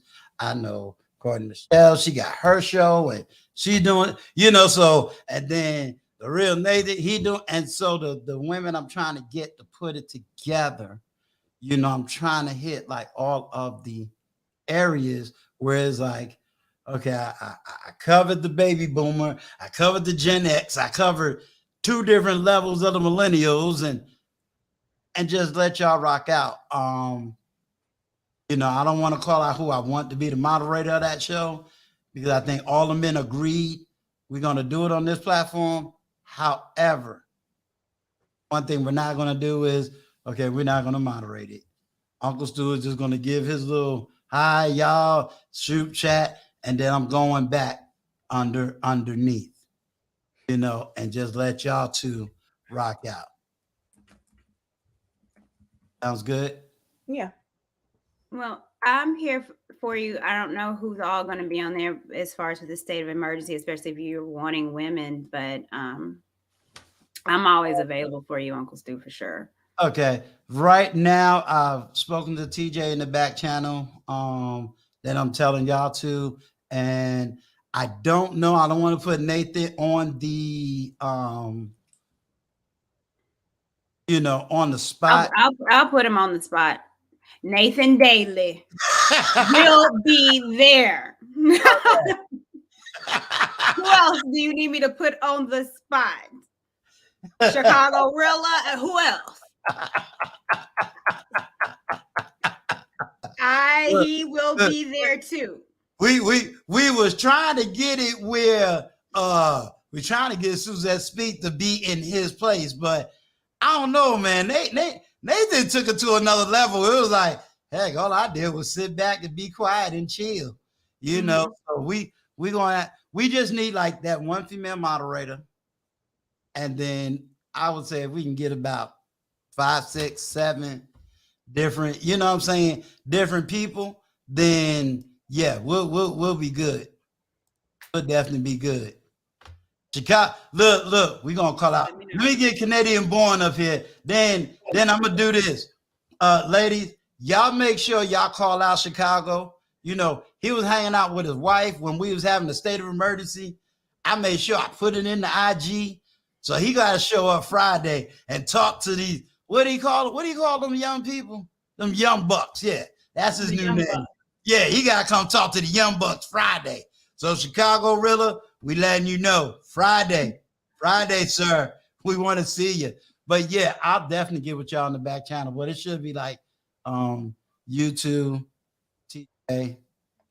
Yeah, Rilla said he'll be there. Nathan said he will be there. Who else do you need me to beat around, smack? I got to. All right, we're gonna do this. Okay, I got you, Chicago. I got you. What's going on, Canadian born? How I'm are you, doing sir? good. I'm doing good. How you doing, Uncle Stu, All my right. elder? And appreciate your patience in the back. You know, I I have to be patient. sisters out here time. I know. Hey, I know, Black Kay. David. I'm glad to see the real Kay because I know she's highly intelligent. I already know that already from day one. Thank you. I'm glad you speak the way you speak because there's so many things I like to ask when I do have the chance because as an educator, I've seen the work you guys have gone through. I used to work for the Board of Education and Dell back in the day in 2004, 2005. I've been over 300 schools across New York City, so I can see the work, the sacrifice, and the effort I put in as an educator. So I have respect you for that. The only question I have that have been bothering me for more than 15 years because I have noticed the curriculum for public school education have gone downhill while the public school curriculum have been going up. And I wonder if there were teachers or educators who feel somehow like they felt like they're being betrayed when they came to the profession and they realized they were giving an uphill battle trying to make sure these kids were properly educated, if that was ever the case. Let me answer that because you're talking to somebody from New York. I think that's a disingenuous statement. I'm not saying that to belittle you, and I'm gonna explain why I say that. Okay, I'm about right now. What we gonna do now? I get it. You're talking to somebody whose mother retired from the New York City school, okay? And you can't compare ever New York City school system with any other school system in the United States. We have the biggest union in the United States. We are number top 17 in the school system, and we are the second largest school system in the United States of America. So I'm not going to let somebody come in and I'm not, again, this is not an attack, but I know the reality of New York and I know the reality of the education. As a matter of fact, I would argue that more kids that come out of New York City school system, right, probably is more culturally educated than a whole lot of people. A I lot of get that. people argue against it, but I want to deal with state of emergency, which is now. I What are we understand. going to do now? I How are we get that. going to I fix wouldn't try. things I wouldn't try to now? be disrespectful. I'm No, just no, no, asking. no. You wasn't. You wasn't. That's why I gave the first statement. This is not an attack against you. In I other words, understand. it ain't you. Because sometimes when we don't know, we don't know. If you don't work in the school system, you have no clue what goes on. You're just looking from the outside in. You know what I'm saying? I So get you that. you can only come from that perspective. So, and you're not the first one to say that. I think you got a legitimate question, but And, I it, don't and it, think these two is the right people on the panel I to get answer that. that because you're talking about New York City schools and New York City schools. You can't compare that to Chicago. You can't compare them to Florida. You can't compare them to California. You dealing with a whole different school system. Certain No, states I do don't get have that. unions. New York got unions. So, and a lot of parents do support New York City, you know what I'm saying, school teachers. There is a lot of strong PTA in that situation, you know. So I don't think you had a disingenuous argument. I was just saying they couldn't really answer it because they don't work for New York City. No, I get that. I Yeah. apologize for that. Because we I said that No, you didn't know. You because when didn't I know. was Most working people in think, there, a lot yeah, of teachers I talked to those like they wanted to quit, and I was trying to ask why. What was the problem? right. And they were telling me things whereby they would spend almost $2,000 on resources for their classroom and only get back like You know how much 500. do you know how much a New York City school teacher makes? If I'm correct, I'm guessing between what 40 to 50. If I'm wrong, Heck no. Every teacher that works for the New York City school system, and we're talking kindergarten up, has to have a master's degree. That's how tough it is to hmm get in. Their starting salary right now is anywhere from 75 to $85,000 a year. You got people who would love to work for New York City school system. And if they ever got into the situation of what they call it, am I saying it right? Special education? Is that the new term? What's the Special ed. right? Yeah. Those teachers are making a killing in New York. They are doing well. I never They Every knew. are doing well. It just I've been waiting for that field for a while, so I'm just curious. That's why I asked that question. What you know, exactly? Uncle Stu, everybody thinks teachers make like $3 an hour. No, no, Right. no. I'm not thinking that because I tried to read as much as I can and understand what's going on in each state. I know Right. Mhm. some state were being thrown under the bus where they weren't getting the proper funds. Some were getting funds. I'm trying to understand what's really going on across the board because even though I've done IT, but when I get the chance to work in different fields, especially the educational field, which I did for like 2 years, I interact with teachers, I interact with principals, I interact with administrators, get the understanding. And this is why sometimes when I ask these questions, I'm trying to get a bearing of what's really going on behind the doors, behind the closed door, what's really happening, why these teachers feel like enough enough is enough, they can't take it, and why teachers are walking away from the profession. What is the problem? I'm trying to understand that. I think a lot of teachers, because I used to be in that profession, a lot of teachers walking away because you got so many battles going on. You got battles with the parents, you got battles with politicians, you got battles with your administrator. You have a lot of battles.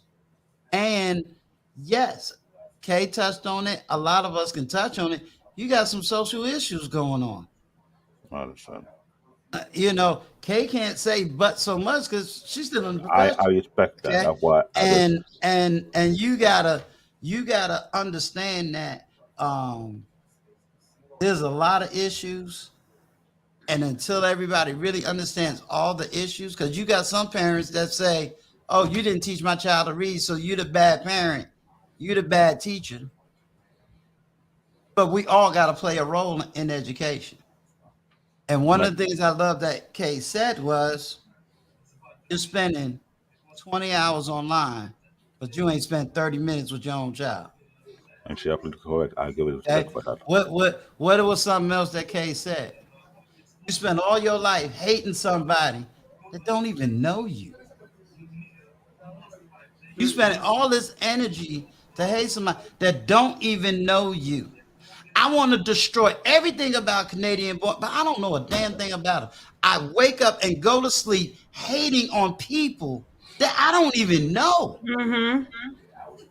Uncle Stu, I get that at my work, at my job, on site. I don't let it bother me Dude, for a reason. I have a simple platform. Let's have a conversation. I'm not here for the I'm not here for the debates and all this other stuff. I just want to have a simple conversation. You're right. But you get people that want to destroy my platform because I want to talk to Kat. Mm-hmm. But Uh, then you're the champion for black community. I don't get it. uh, I would say So it's so a I complex can't with go out people. here, right? I got connections, I got resources, but you want to tell me I'm pro-black, but your pro-black is going after other black people. I don't get it. See, I keep telling everybody, I raise my right hand in order for you to have to protect the Constitution. I raise my right hand to have a platform to help my people. My people is dying out here. My people is dying from ignorance out here. I'll be damn I let some fucking 30-year-old kill my fucking platform because he's in his feelings. I respect you, my No, elder. babe, I'm not gonna shut up.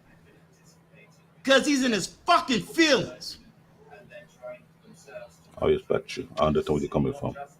And my attitude is I'm trying to build something because I'm sick and tired of everybody coming in my community and destroying it. And what's worse is I'm sick and tired of my own people destroying what men has literally died for.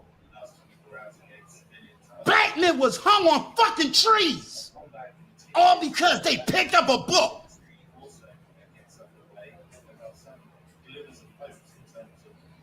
I I don't give respect a you, my elder. fuck what Antoine Daniels is doing. I don't give a fuck what LaPeef is doing.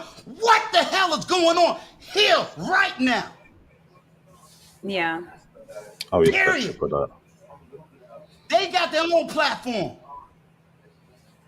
When I invited Courtney Michelle and I invited Kay, it's because I wanted to have the intellectual conversation. Now, don't sit up here and try to fuck up my goddamn show because you want to act like an asshole.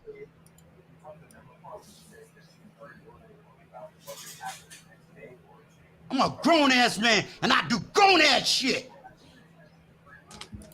I'm calm. I respect you, my elder. But I want everybody on this stage and I want everybody in my chat to know Uncle Stu ain't playing the fullest bullshit. I don't need to spend my energy doxing people and trying to go after people and talk about every damn body. What the hell is that going to solve in my community?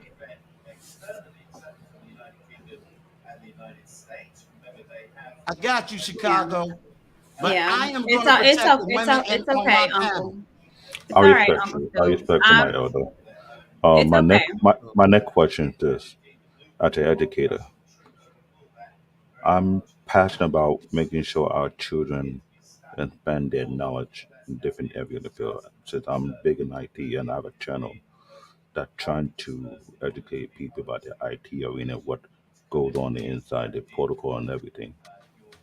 If you could bring like another avenue, like a trade school or a tutoring program or a workshop, how is it possible to establish one within your community so you can educate other people about other things besides computing? You could do electronic, or you can be plumber, you can be woodwork. I remember back in the day in the 80s, to have those kind of program that engage with the kid, that get them more hand on the thing, but let them learn something new. What can we do to create something like that for our community? I would say be a part of when be a part of this state of emergency. We are in a state of emergency. I ain't got time to play. I'm not We playing are around in a either. and this is not state of emergency where I spend 2 3 hours saying, "Oh, the young people's messed up," or having young people spend 5 freaking hours talking about, "Well, the OGs of the." Okay, fine. What can we do now? I go I to could saying. spend 5 hours talking about women all day and blow up my chat. But guess what? I'm all about what the hell can we do now? Because Yeah, here's the and reality. it's so, and Uncle Stu, you can talk about it because Yeah, it's pathetic. yeah. It is pathetic. Someone is saying some really disgusting things about me in the chat for no reason, just to get um I don't know what it is. I don't know, but it's I'm a thinking the term you're continuation trying to of things. say It's clickbait. not going to stop No, it's unless we as a it's community and we as content creators have to do something. Cuz at this point, attacking me for whatever reason, it's disgusting. I've done nothing to this person and I don't get it. And to spam the chat, people are not able to see it because it's hidden. So I right. don't know why I keep doing it over and over again, but I can see it. And the words doesn't phase me. I'm still going to be Courtney Michelle. It's just sad that when we have positivity on a platform and we're talking about reading and we're having in-depth conversations, that this is what it has to come to. Right. You, And and I I know my don't, wife is upset, but I'm sick of this. Like, come on, grow the fuck up already. well, the thing is, common sense ain't common to everybody. And if they're not going to do it, they're That's not. so true. You just got to pivot in another way and don't feed the trolls. I know it's hard not to, but again, like I said, what I've learned from Kay. And I respect that because I've been watching the YouTube space for a while. My partner Yeah. who doing the channel, we both work together and pass IT contract. And we both agree the channel we created is only for educational purpose only. Because this Saturday we're having a live broadcast at 1 p.m. And we're Hmm. talking about what they call tech burnout. So we try to do like a ministry to educate people what goes on with the IT, what some of us have gone through. whereby some people quitting their career, they don't want to do IT no more because they feel like it's too much for them. I've done it for 20 years. I love what I do. It's a passion. So Okay. I don't think I'll ever go get burned out, but I like to educate people of what's going on inside so they can get a better understanding what career path you want to take. You don't have to be a desktop support. You could be a network specialist. You could be a web designer. You could be a software developer. And we bring people on our channel so they can educate people what it takes to get there, what you need to look at, what you need to work on. That is my purpose because I came from an educational background whereby we take education very serious. So this is why that is my path, what I love to do. So that's what I'm creating that Okay. channel for. When I Well, came on this panel today, I want to ask some logical educational questions. My second question based on, like you said, joint touching program, be part of the emergency because I had the same feeling because as a father and a grandfather, I watch my kids when they do their home. When I see certain stuff that doesn't make no sense, I get angry because I know what it's like to get properly educated. When I see something get watered down or something not the way it is, it bothers me as a parent. Like, what can I do so my child can get a proper education so they can be on par? Do I have to? And here the drift. That's the reality. I wanted to buy textbook from my country that's based on the British standard. I haven't bring it over here so my son can learn to it, so he can get an edge above everybody else. Because normally that's how we learn how to get ahead of everybody. I did that when I was a kid. I really ahead of my class. I'll be in second grade reading second, third, and fourth grade level math just to get ahead. And I realized that the reason why because my parents would tell me when you need the country, we take education very, very serious, and that's how I do it. Sometimes pass it down to my kid, but I want to do it more than just that alone. So that's why I asked Kate because she's educated. She may know better than I do how to create a program. You don't have to fund it, but you can get the network and get people to come together. And you start tutoring people, you start educating people, do something. I don't want to just be a spectator. I want to be a partaker of it. She answered that in so many ways, um, which is take 30 minutes, not reading to your child, to another child.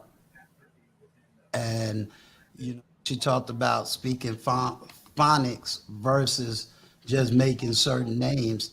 That's how we get that done. Okay. And again, be a part of the state of emergency. Comment on it, whatever you got to do, because we're about fixing the problem, I get it. not being a part of the problem. Understood. And that was my whole thing. What is the problem? What can we do to fix it? And then mm-hmm. put in the work. So we did it. We had that meeting. We had that conversation. Then we doing back channel work, and we all agree we can't do this alone. So now, what is the women saying? What are they? What's their concern? What's their issues? And we're going to take the top issues and try to figure out a solution and make it work. I get that. Oh, 'Cause Nathan, Dale, I'm you just are here the to one support that's you. next up, sir. I'm here to support you, Uncle. You're my elder. Remember that. Yeah, and we're supposed to do an interview, but I've had so I'm many patient. different things I'm Uncle around. Sue, how patient. you feeling? Huh? How are you feeling? I'm feeling good. I'm patient. Yeah, I'm feeling good. Everybody knows I'm usually about peace. I I know my know. wife gonna grab me in the last part, be like, but Well, I have an idea, which I'll okay, probably talk to you after the fact. okay, Because I think that as content creators, especially the ones that we know, I think this is a subject that we need to talk we do. about what's going on because it's affecting. There's just a small group of people that are wanting to attack folks, and I mean, they say if you don't stand for something, you'll fall for anything. So I Yeah, think this is something that um, we need to talk about, and I okay, have ideas. sounds But good. I don't want you to let anything frustrate you. You're doing an amazing thing. Your platform is amazing. We are here to have legit conversations. And anyone that's going to to try to deter that away, doesn't deserve your attention. And you know, Don't give it to them. It's not deserved. Mr. Vaughn, he's the star, y'all. Y'all didn't know No, no, Vaughn's no, the no, star. Courtney, no. you got to put him on your platform. He Vaughn next. be everywhere. I Absolutely, know. I can't catch him. He's absolutely not. everywhere. Did you see the video he did? Absolutely not. No. Vaughn, look, Vaughn did. Oh Vaughn, wow. I clipped something. Here's how I had it planned. Because one other person that was on the platform, they were supposed to be my main person, but they made reference to Vaughn, so I had to make sure Vaughn's clip got out first. Vaughn Hmm. became a star. That clip is almost up to 700. Really? Can't tell Vaughn I didn't nothing, boy. know. Wow. He blew it up. He is Wow. star. Wow. Oh, Well, you know what? I don't know about the star part, but I appreciate the opportunity and just respect to everybody on the panel.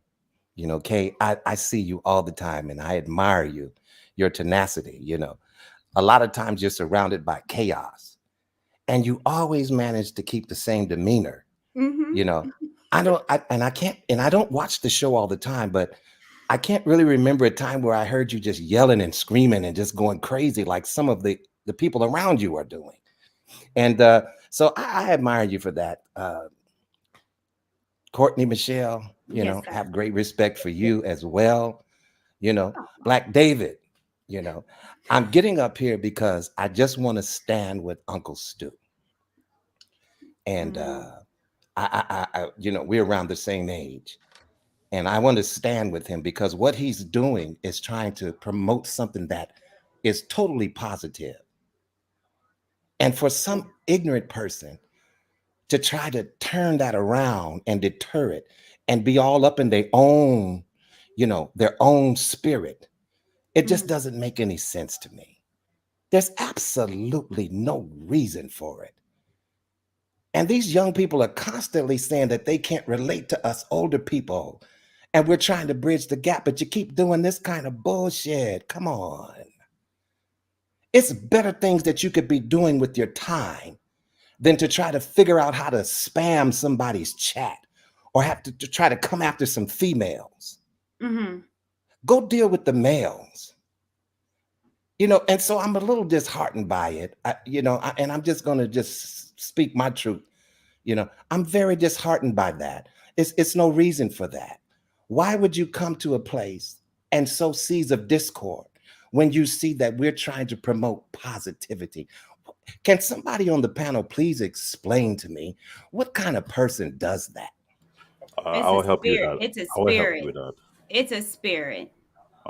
I'll say this. I've noticed it for a while. There are people who live in chaos and they thrive from chaos. They have never been in an environment whereby they see like-minded people who are moving in one direction or positive, regardless of what they go through, and want to do great things, not only in their life but also be impactful in other people's life. And because of that, they have a negative notation behind it. This Mm, happened in social media. It also happened in the workforce, in the work environment as well. And I've seen that firsthand in past jobs I've been on, whereby people are constantly trying to tear me down and trying to tear down my name, but I don't let it bother me because I have a saying. I let my work speak for itself.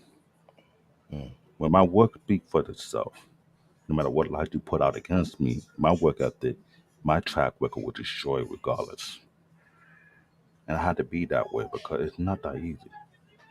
I'll be frank with you, there's always people who don't like who you are or what you stand for. All they want to do is tear you down and find many ways to build lies about you. I got lied on by mm, managers. I got lied Mm. on by coworkers, but same thing in mm, social media. People do the same exact thing. They go around spread lie. They're not used to positivity. You're not used to positivity. You're not gonna mhm, know how to handle it. So I've observed people. I start to wonder, what is your problem? Do you ever check Vaughn, it's yourself a and look at yourself in the mirror, like something like that? look. Okay, I hear you, Black David, but it's a spirit. I agree. It's I only a agree. spirit that could try to have cause chaos. A I agree. spirit that is not of God that tries to break up something that is positive and that is Mhm, for us. Only a spirit, a demonic spirit, would do that. And there is no spirit that has control over me or my emotions. No demonic spirit will ever Mhm. control anything over me.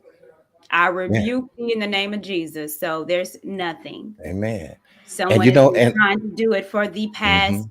year, Yeah, yeah. and I, I the more that you do, the the more work that I'm putting in, the more interviews I will do, the greater I will be. So again, use that demonic spirit. Let God be the testimony in this. Whatever you're trying to do to harm me, my God will use it to uplift me. Amen. Amen. And this will be my testimony, how I got through. Man. Um, hey, if you can hear me, no, cause I know if you can hear me, there's something that because I'm looking for it now. Nathan Daly gave a super chat with a question, but I can't find it. I'm back. Well, I was moderating, but now I'm on the panel. So No, I let me got I try to, got Big I Bad could, Bull in oh, here. oh, okay. I was getting ready to say I could try to multitask, but Yeah, no, I'm trying to I you go know think I'm I to old, found Uncle I, Stu. I a think I You know found missing it I'm for you, super old. chat Uncle that Stu. Nathan I found it Daly for you. wrote, and it was towards K. And I'm Shall I trying read it to for you? find the super chat now. Shall I read it for you, Uncle Stu? I found it for you. But the super chat, Yes, I did. what time? What? Yeah, if you found it, read it. It's a K. The Black YouTube space show a strong interest in Black relationship dynamics. Are these conversations productive or all about entertainment? Okay, I got it. Are Yeah. we focused on solution or the drama? Mm. Um, I think like with anything, you know, there are some people that are focused on solutions and just, conversations that can be useful. Some people are focused on drama. I mean, I think that that's with anything though. Um, I do think that, there are more root issues that some people, should point out or discuss. I try to do that when I can. I think a lot of conversations can be very surface level and not really, digging deep. I think sometimes some of the conversations should be a little bit, you know, gotten into a little bit deeper than some conversations that I've seen. But yeah, I think it just depends on the people and their intentions and what are they trying to do. Certain things sell more than other things, so it just depends on all of that. Uh, yeah, and people should watch, content that they find to be useful. Um, so because like in my free time, like I'll watch, different things. Like someone might send me a video, but like in terms of like some of my favorite things to watch on YouTube or just content, usually doesn't have anything to do with relationships. So, I mean, I think the relationship talk market is very saturated. And I get why, it's a relatable um topic, but I don't know. Well, It just depends. I don't have a problem with all the relationship topics, especially now that you got this, what I'm saying, situation going on. Everybody's home, and you can finally communicate. Mhm. So I'm not really mad at the relationship topic. That's Yeah, been going on forever. right. It's a Um, very popular, relatable topic. right. I get why it's talked about a lot. But my attitude now is we have other issues, and that's where I moved the platform from. You know, let's deal with. I'm gonna deal with the other issues because me getting into a relationship. Why am I gonna go there when I'm married? That's unfair to a lot of my single brothers out here. Mhm. Me. Now I can show you how to go from habitation to put a ring on it. Yeah, I can show you how to do that. But I also want to show you how to go from middle class, from lower middle class to middle class to the upper class and to whatever other situation. Because in reality, we're dealing with class systems more than we dealing with a six-figure number. Because to say six figures to me, I'm from New York. My parents was making that back in the 80s. So that's not a big number.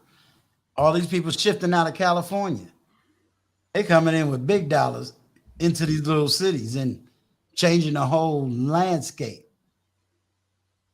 So we have to have that one platform or that one group that says, okay, this won't necessarily be my major focus, but I do want to shift in focus to get Black people to that level.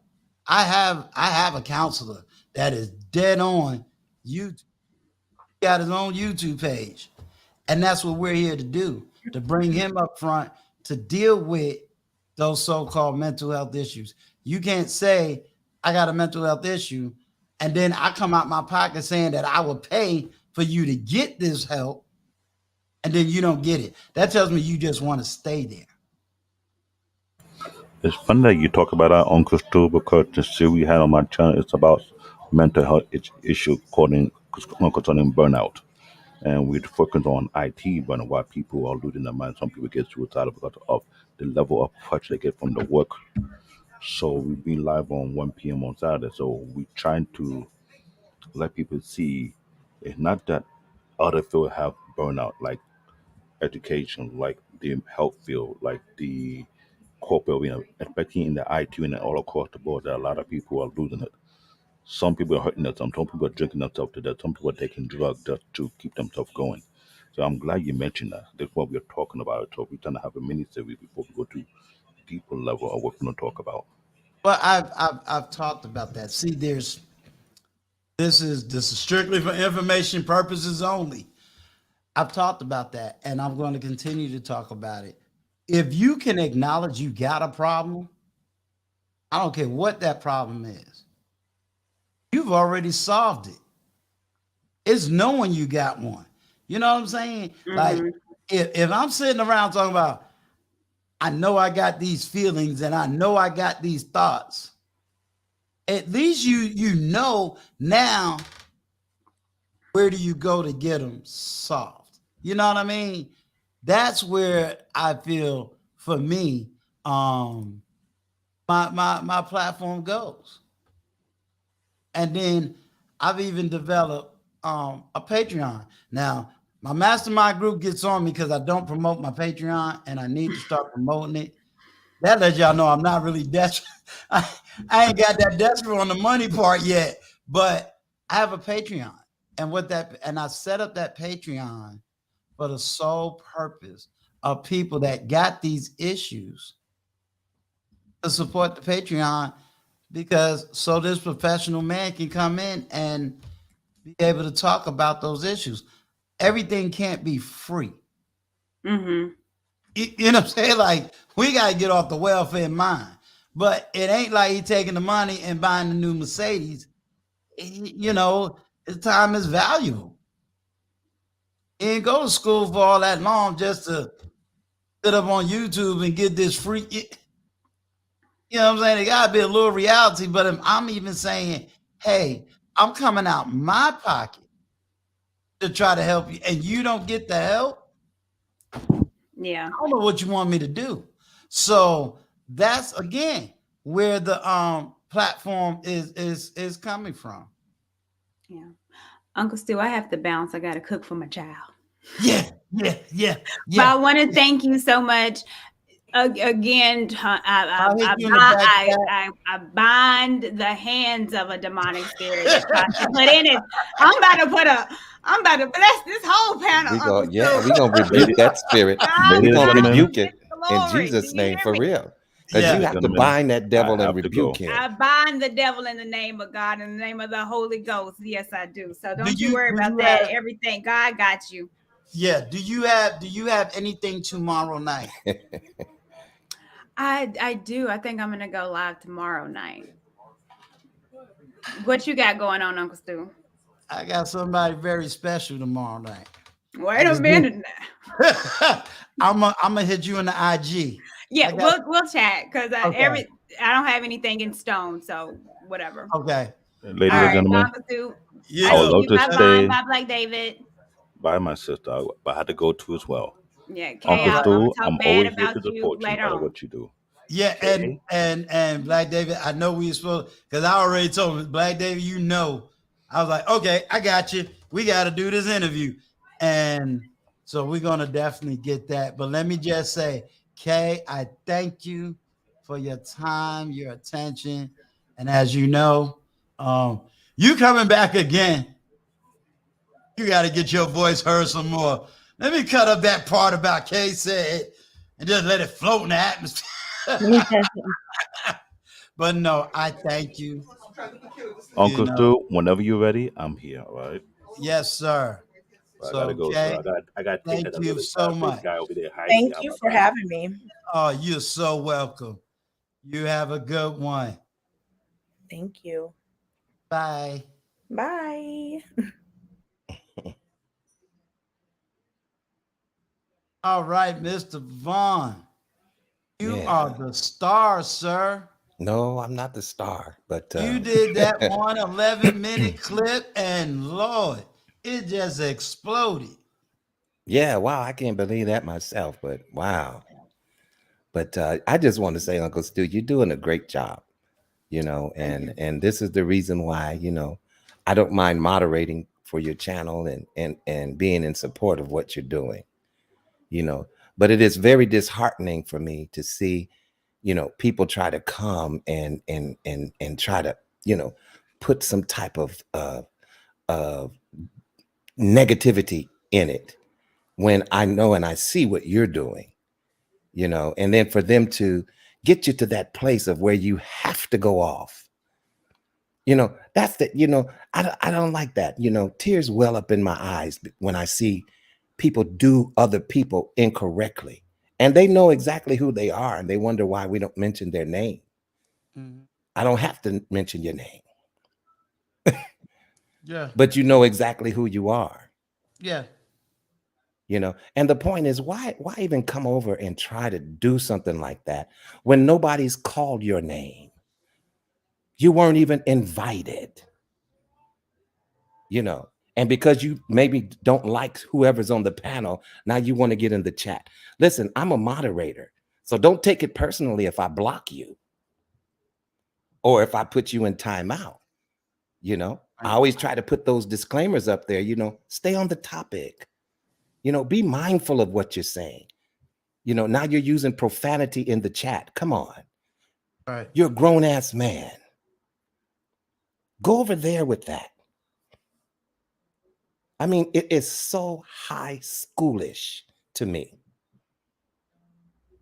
And you all just sit and scoff, just like somebody made a comment. Oh, I'm so glad you came over to our show the other day.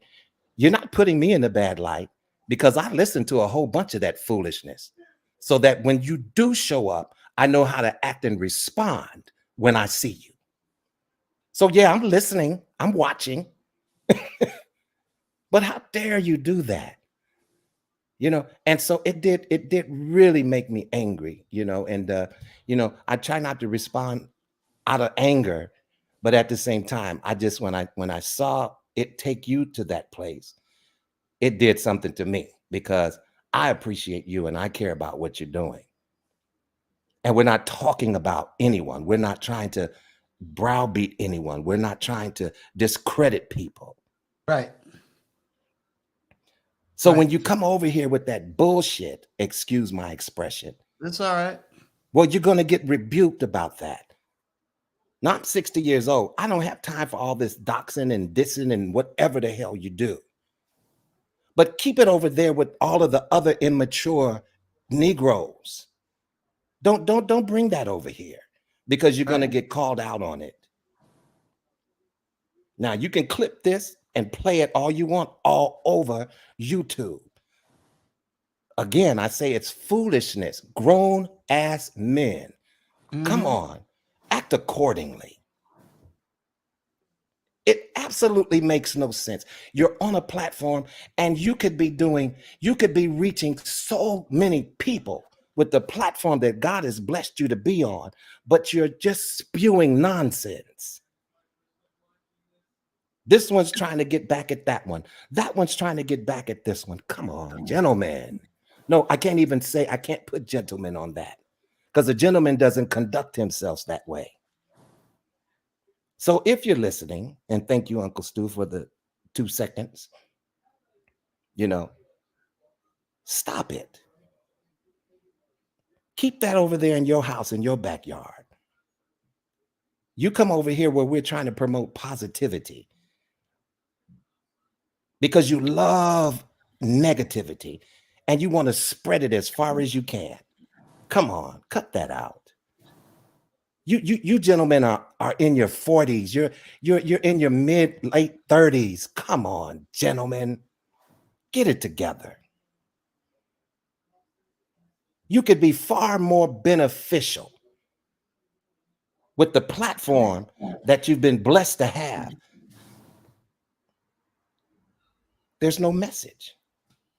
So I'm going to leave it like that, Uncle Stu, and forgive me. It's so disheartening to me to see you have to go to that place when your aim is to spread positivity. It's ridiculous. Yeah. Yep. Yep. Out of it. Guess you're gonna get some likes, clicks, and views. I don't know. I don't give up. Understand? Especially when you tried to help that person. Yeah, and I'm in the chat. Of course, I'm going to respond because I'm moderating. Mhm. And I'm not embarrassed because I came on your channel. I go to anybody's channel. I want to know what the foolishness is, and I want to know what the good stuff is. So when I know you're part of the foolish crowd and you come over where I'm at, then I know how to deal with you accordingly. So yeah, I'm watching. I didn't click the like button. Gotcha. But what we gonna do, Vaughn? We're going to do the best thing that we can do. Ladies and gentlemen, we are going to bind up the spirit and let us now pray and then be at peace. So let us pray. In the mighty name of Jesus, Father God, we thank you because we know that no weapon that is formed or fashioned against you, it can and it shall not prosper. That every word that rises up against you shall be condemned because this platform is covered by the blood, and the blood protects us from all harm and danger. Everyone in the chat, every subscriber, everyone at the sound of my voice, be ye healed and lifted up. Because as you know that when the word of God goes forth, nothing can stop it.